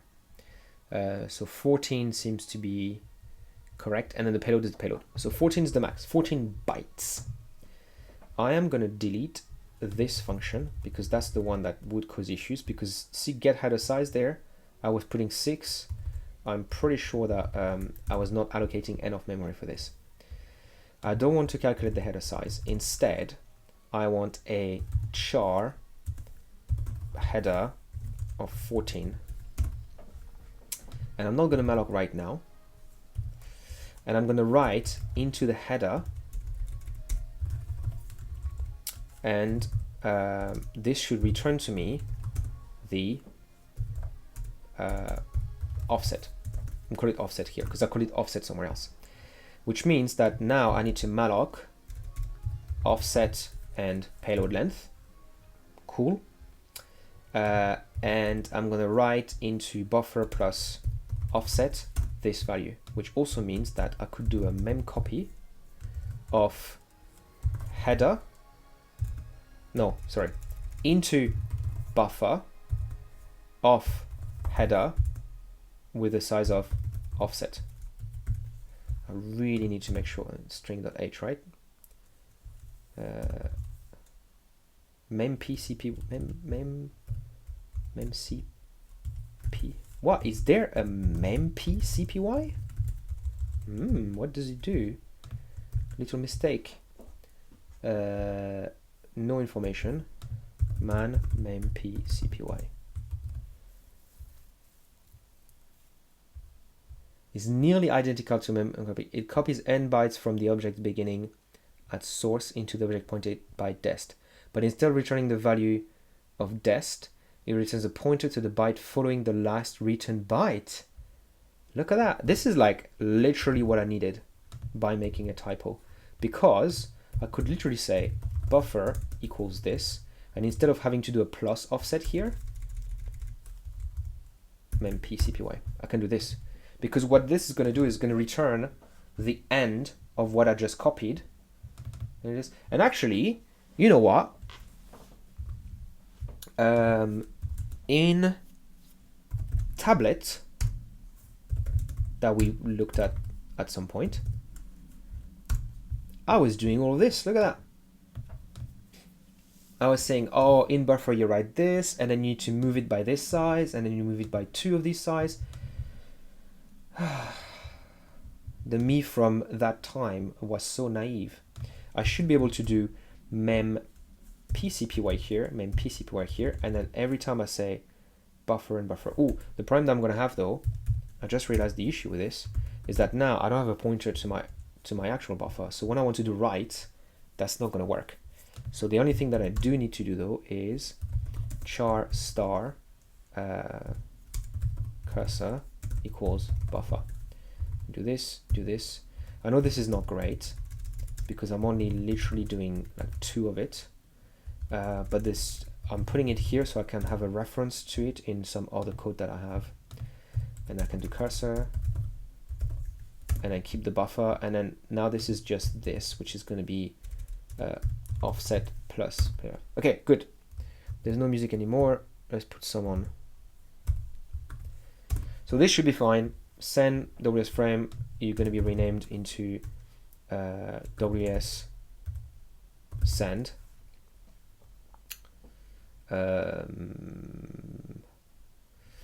I could basically say that this function just returns to me a pointer to some memory that is like ready to go, and then it's your job to just do something with it. But I would also need to return like the size. So I don't think I want to do that. Instead, I'm going to say you provide the client like the file descriptor and we will write to it. Is probably the best. Otherwise, you could provide a write function. I'm going to do that. I'm going to send a. I think that's nice. I'm going to unstaticify, and basically, there's a payload and the length of the payload that I want to send, and you also provide a void writer, so a function that will write, and that function must receive a char star, actually is going to be const in this instance, const char buffer, and the uint32t. I'm tired of doing uint32t, so I'm going to do a size t for this one, because the payload length could be really big. Length.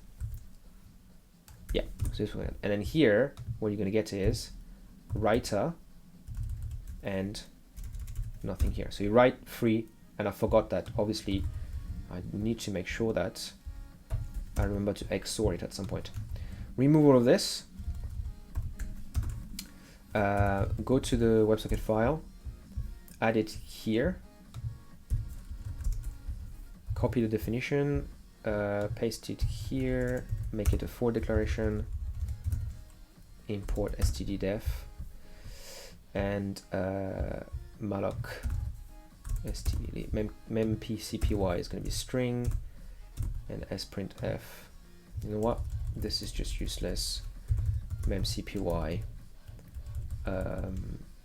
payload length. Actually, that sprintf was terrible because it was not even an sn printf, it was an sprintf. So payload is not a null terminated string. I mean, actually, payload was a null terminated string because they were statically initialized in the read-only area of the memory that's allocated for my program to be loaded. But it was just a side effect. It was just lucky that like after payload length bytes, you had a 0. So this is much better actually. You know, memcpy there. And I've got the stuff. And then I freed right away, malloc and free. You know, if this is a library, technically it could have, it could define its own like pool, and then just automatically allocate and free from that pool, because this is actually, there's not going to be any asynchronous stuff happening in there, right? As long as this uses it immediately, and writing it is very likely going to go to a file or do this or copy it. But that then you could just like grow into the memory and free it immediately. So you could have like a bump allocator, and you could use that. And then you could even have like a define for like the maximum size of like whatever is allocated, like what the maximum size that any event that you send through that is. And then that way you could get rid of malloc and free. And malloc becomes a literally update a value, and free becomes update a value, like the cost of it. But I'm not chasing that type of performance in here. Right, so bim bam bam bam bam. One thing I should probably be careful with is this. I should probably do this, because I wonder if I could ever get garbage, and if I'm not writing, it's kind of safe because write frame is writing on every single one. Actually, it's not.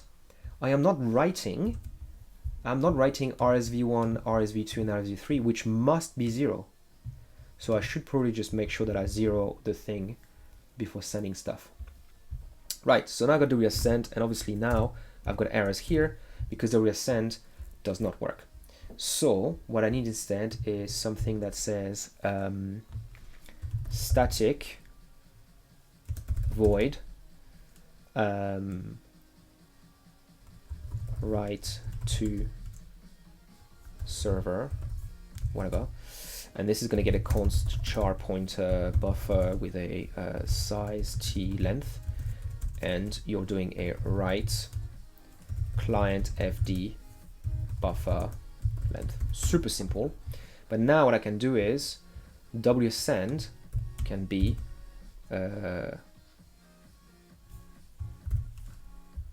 what did I call it? Write to server. And I can just copy it and put it here. Okay, I panicked for a second because I'm like, did I change my layout? Because technically, yeah, when I do this send here, which I think was disabled before, why didn't it change it? Okay, let's see if this still works. Okay. Ooh, I'm not getting anything else there. So actually, it is not changing or anything. So there's something that is not working. Let's see what I'm getting. I'm getting the hello, which is so I'm sending it here. So it looks like sending is not working. I could have just made everything worse. First, let's see if it's calling my function. Yes. And just for the sake of it, I'm going to say, what am I sending? %point star s length buffer. Now, the beginning of the beginning of this is going to be some garbage because it's just a header, but it is not doing anything. Okay. So let me just print the size as well.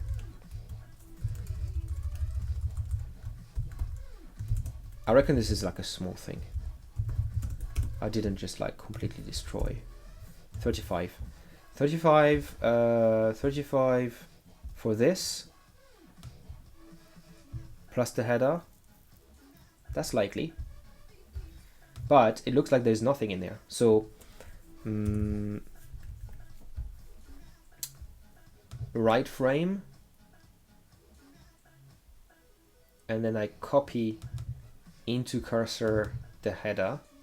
Did I get the source end wrong? No, destination is correct. So into cursor, I'm copying the header. I'm writing into the header, and I'm writing this many. And then I'm doing into the cursor, which I've overwritten, the payload with the payload text. And the payload, sorry, payload length. Payload and payload length is there. And finally, I'm calling writer with the buffer, which I've written to.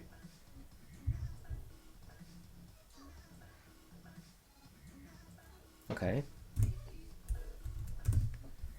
Here I'm sending it. Payload. Write to server.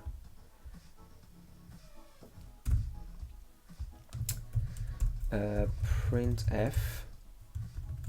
Maybe I got excited with my mempcpy and I didn't understand it. Person D, and I'm gonna print cursor minus buffer. That should tell me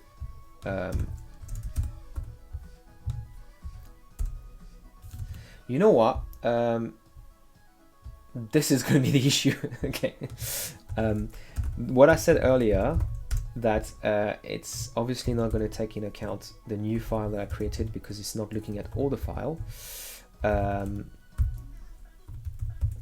forgot to add it there. So obviously make was like, I don't need to recompile. Okay, I still got the same error, but at least now I know that I'm updating the file. Okay, 5. So 5 does not seem correct. I don't think there's any WebSocket frame header that can have a length of 5. So I think that this is pointing to that. If maybe I didn't write it correctly, but if it's pointing to the byte following the last written byte, then technically that shouldn't be the case. So let's see, what is offset?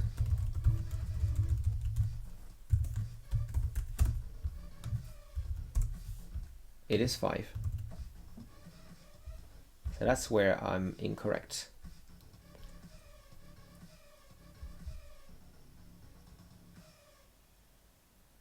I'm writing the masking key. So I start with 2, which I'm writing 2. Then I'm not adding anything. And then I'm writing 3. I should definitely do plus plus, right? Am I wrong? Because these are indices.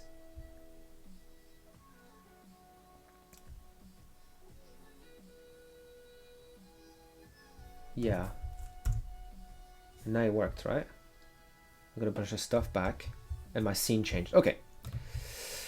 I'm not satisfied with the fact that I needed to add it because I'm like, that doesn't seem right.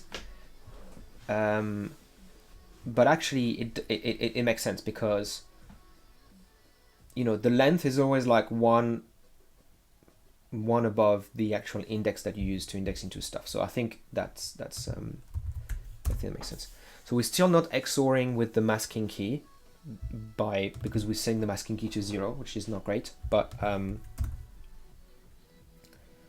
we got stuff that's working. Main.c should start being a little bit slimmer. I am going to remove this one. I think debug frame should 100% be something that's in the other one.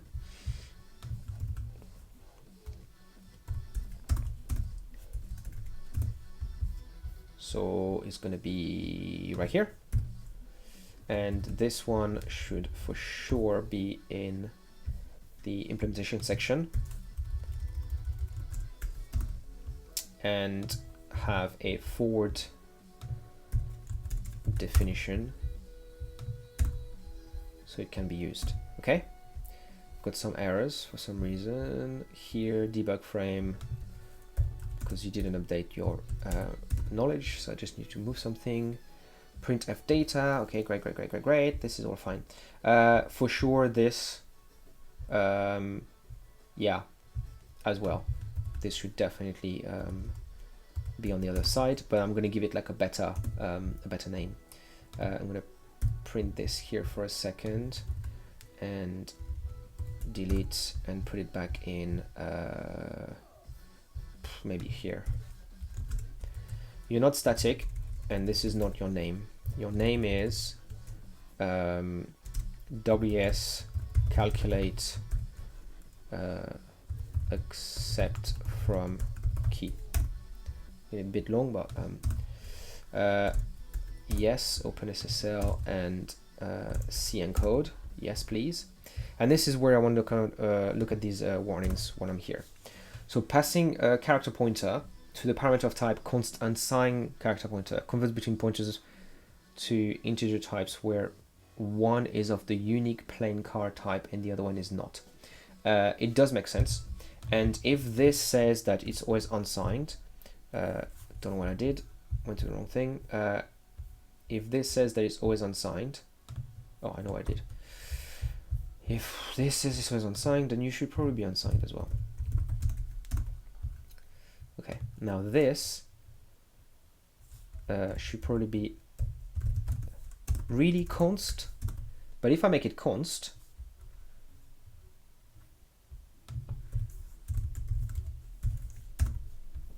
you're gonna have a problem, right? Passing char pointer to parameter const unsigned char pointer converts between. Oh, I'm looking at the wrong errors. Passing const unsigned to unsigned char. Okay, I was like, why is it const? You're literally writing to it. Okay, digest is sorted out. Concatenated is the one that's the problem. So I'm passing char pointer to something that's expected const unsigned char.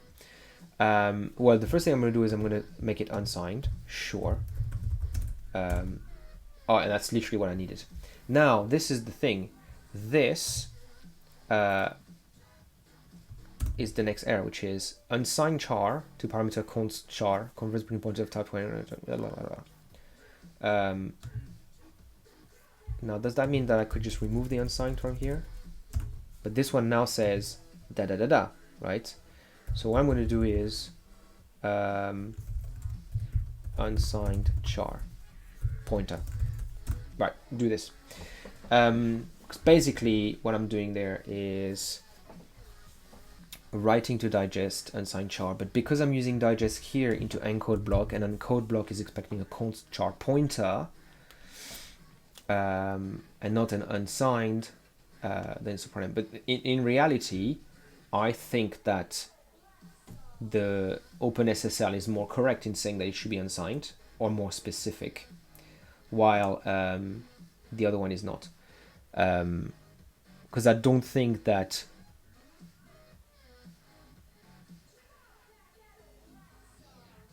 what's the default? I mean, surely when you use char, the default is unsigned. But I wonder if like adding the specific aspect of it just does something different. Okay, no errors here. Now, the thing is this, I definitely need to have a forward definition for it. And now here I'm going to get some errors because it says, oh, you don't have this thing. But what I can do is WS and what's this STD thing? Like get this.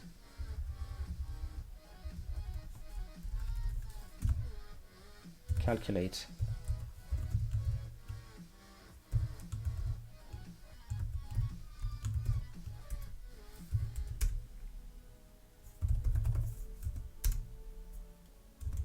Why am I struggling with this?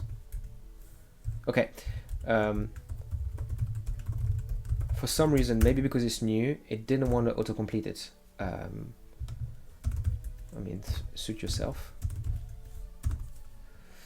Okay, there is, it seems like a column configuration, and I wonder if clang d change max columns, because it's a bit tight for me. Column limit, okay, great. In what file?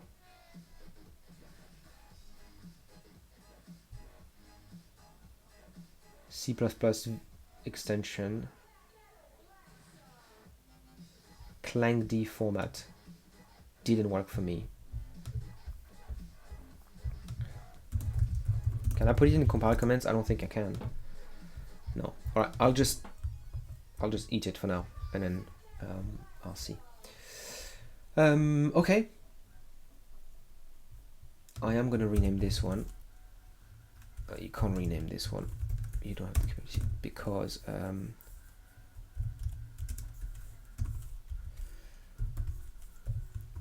I kind of want the WS prefix. Okay, great.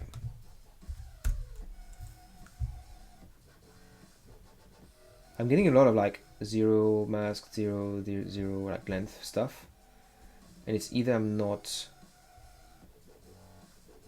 getting a lot of text of length 0, which from the server, which doesn't seem to be correct. And I switch back to this, so I need to be careful. Yeah, so I may be reading stuff incorrectly. It's possible that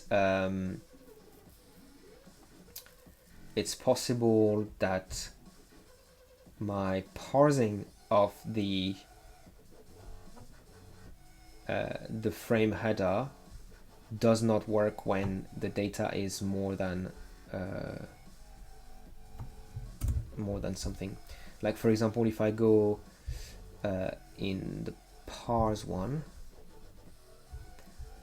let's see, printf, what is payload length type? And if it's like more than like this is odd, like if it's less than 126, and then if it's equal 125, like that doesn't make sense. Like I remember this was actually 7, this was 6. Yeah, right? Yeah, so 126 you do something, 127 you do something, and 0 to 125 including 125 you do this. So already I was wrong there. Bytes read is maybe correct here, like 2, then you read 2 more, and then here you read 8 more. So this is correct. It's not ideal, but that's correct. And now you see I'm getting 126 here, but payload length, I'm probably not reading it because length is 0. So either I need to swap these two, which doesn't, this one's got 39, but I'm getting a text with nothing. Oh, I need to remember that, I need to switch back. That's a bit risky. Text with 0 doesn't seem correct, and this is the one that says 126, and this one also says 126, and this one says 126. I guess the reason why I'm getting so many here is because when I try to switch the scene when it's already the scene, I'm probably getting more events. But yeah, so this didn't work. Let's see if I can understand what I did here and why it's wrong. When it is 126, I'm populating payload length, and the payload length is incorrect. It is 0. So what if I printed the buffer at 3 and buffer at 2, and I suspect that one of them is going to be a bunch of zeros, because realistically I was going to have a bunch of zeros on the left, and then it'll tell me which one it is, and I can just shift the correct one in the right place. Yeah. The other thing is I need to make payload length 0. Okay, payload length 0. Okay, great. So printf, I'm going to do a %b that I shouldn't do, but I'm going to do it anyways. I'm going to do 2 of them, %b, and what I'm going to give them the order: buffer at 2 and buffer, not bugger, buffer at 3. Maybe I should name all my buffers bugger. That'd be more fun. Right. So make sure I also go back to code. So yeah, I got a bunch of stuff, and here I'm getting 126, and 126 still gives me 0. So it's odd because it's basically telling me it's more than, oh yeah, but it's half. So it's probably between 126 and 100 and 255. That's probably what it is, between 125 and 255. So 1, 2, 3, 4, 5, 6, 7, 8. So realistically, that's the one that I need to read. So 101 and a bunch of zeros. 101 and 1, 2, 3, 4, 5. 160. It's funny because 160 is the exact number that I was sending. So maybe there's like an acknowledge. I think it's probably an acknowledge thing. So 160. So that means that like this is 3. So 3 is correct. Ah, but they're all set to 1 on the left. So that's going to be correct. I need to actually make sure that... no, that doesn't make sense. Everything else should be 0 in payload length here. What if I printed first payload length before I've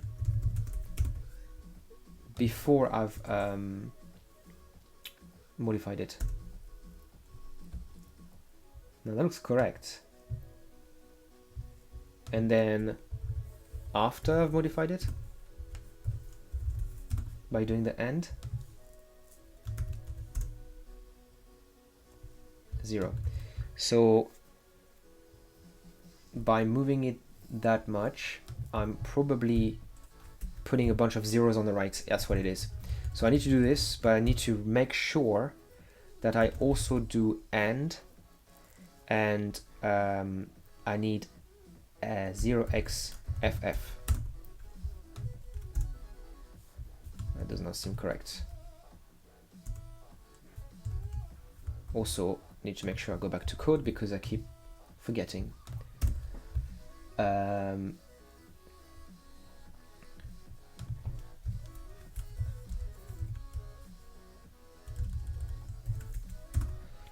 I move all of the bytes that I want to the left by 8, which should leave a gap of a bunch of zeros, and I do an AND on it, which is going to cause some issues. So if instead I move all of them to the left and I fill the items on the right with a bunch of 1s, then I should be getting the right thing, and I am not. So what could be the issue? I wonder if AND is the right thing. I think an OR, because I'm setting it to 0, an OR could be the thing that I need, because yeah, otherwise I'm going to set to a bunch of 1s. So I think that's incorrect. So what I should do is let me put the OR and think about it. I'm going to have a bunch of numbers which are correct on the right hand side, and on the left I'm going to get a bunch of zeros. And what I want to do is grab this and do an OR with a bunch of zeros there. Okay, let's try that, because that feels correct. Oof. Now I immediately got way more data. Transition name, fade, and this is correct. Okay.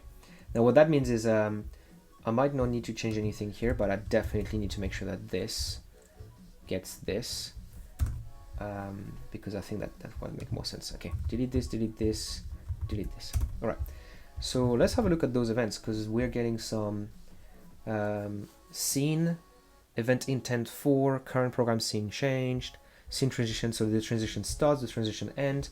We're getting tons of stuff here. I am reading outside the JSON a little bit there, which does not seem correct. Yeah, length is like not the right one.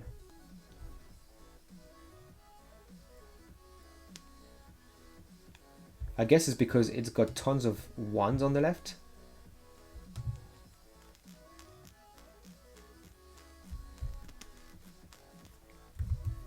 How do I prevent that? I mean, I guess for this one, because I'm writing, because I know the length that it should have, I can just zero the things on the left. So I can actually say, I could even do something stupid like this. I say stupid, but might not be stupid. I think if I do this, it's going to trim the stuff on the left, and then it will work. No, it's actually give me the max there. Okay. Let me get back my printf. This is the last thing I'm going to do, and then I'm going to go, because I don't want to hang around too much longer. B and payload length. I guess the problem that I have is that because it fills the thing with 1s on the left, and this second value is a bunch of zeros, when I do an OR, it just does that. So I think I don't need to print anything here. I do kind of want to trim it anyways, but what I need to do is to make sure that when I do this, I need to make sure that like it doesn't fill the stuff on the left. But this is useless, right? I am gonna print f. I said I wouldn't do it, but I'm gonna do it. Payload length.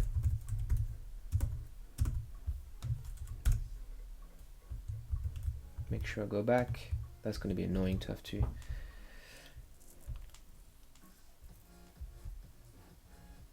Okay, so I'm getting a bunch of 1s there. So I think, can I do and 0xff, and that way everything else is zeros. Is that gonna work? Yeah, it does seem to work actually. Okay, so that's literally what I needed. There's some stuff that I don't understand, and I need to learn it because that's fundamental. But like assigning, like payload length is 0, and it's not changed, so it's supposed to be a bunch of zeros across the board. But when you assign to a variable that has more capacity in bits than the one that you're getting from, it seems to be filling the rest with ones, which I don't know if, like, I don't understand why. Like, what's the motivation behind that? But the other thing is, I wonder if I could instead uint6040 here, and I remove the masking there, by instead of letting it cast on its own, if I just force the cast, would it do the thing? I guess that's what I did before there, right? No, it just does the same thing of like putting a bunch of stuff there. It still puts like tons of ones here, even though I casted it. I don't need to do this anymore.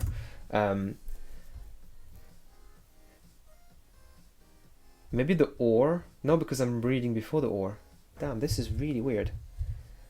I want to investigate that one day. Okay, let's delete this and see where we're at. Right. That must be like annoying to watch the stream and it keeps on changing. But yeah, so it looks like I'm reading all the way to like the last curly brace. I'm actually printing 126 here. There's a bunch of 126. Oh, because it's the type, it's not the actual length. But yeah, so I'm receiving the hello, I'm receiving the response from the identify. And then when I ask it to change the scene, I'm receiving a fade. So I've got an op 5 with the transition and being fade. Then I've got something that says set the current scene. Then said that the scene transition ended. So started, set, end, and program changed. So that's just a request status. Oh, so this is the, yeah, that's my request ID. So this is basically saying success. And then finally there is a changed event followed by a transition ended. It works. That's it. That's going to be all for today. I kind of wanted to do more, but like I was in a mood where I was like, oh, I want to see if I can do a bit of code moving stuff around. We'll try to understand like the sorting video about like, you know, the thing that I thought was a bug. So I'm still happy with it. Like I learned a few things that's quite nice, especially this like putting a number inside a bigger number seemingly sets all of the other numbers to 1, which I haven't used AI today. Let's do that.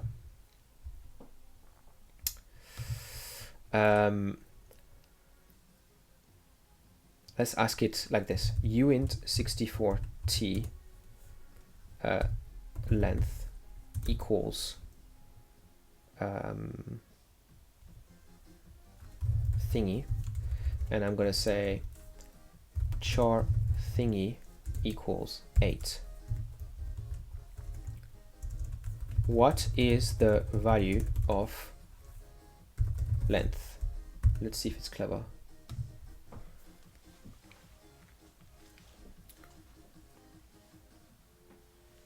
Only if char is unsigned. Oh, maybe that's the problem there. Maybe my char is signed, and no, that doesn't make sense. I don't see why it would do anything. Okay. When I do this, I actually get a really big number. I'm going to play dumb a little bit. Tab conversion and sign extension. Char is being expressed as signed, and then sign extended. Char is signed by default on some systems. Signed by default. When you sign 8 to a sign, it starts 8, okay. The underlying, there's sign extension. What is sign extension? Sext is the operation compared message of increasing the number of bits of a binary number while preserving the number's sign and value system by appending digits to the most significant set of numbers, following a procedure depending on the particular sign of representation. For example, if 6 bits are this, the new representation is okay. If 10 bits are used to represent value, so it looks like it may grab the one on the left and just like put a bunch of ones. Okay, I didn't need the whole thing with AI. I just needed something that said sign extension, but it was easier. Anyways, I'm done. Tomorrow I might just do a little bit more. I think it's just gonna be, maybe I'll stick with like JSON. I'm interested in this pack stuff. It could be really nice stuff to do on the side. So I might do that. But if I have another project in mind, I might just turn that into a CLI where I just type the name of the scene and it just connects, tells OBS to change the scene, and then dies. And then I can just put that as key bindings in Sway, and that'd be like a functional thing that I can have. So we're probably gonna do that, and then maybe do something else. Or if I want to look at the message pack, you know what we're gonna do tomorrow? Actually, we're gonna do what I just said to have a functioning version, and then we're gonna do the message pack, so we can have 2 versions, one with JSON and one with message pack. Anyways, that's it. Done. Thank you for coming, and bye. See you tomorrow. Bye.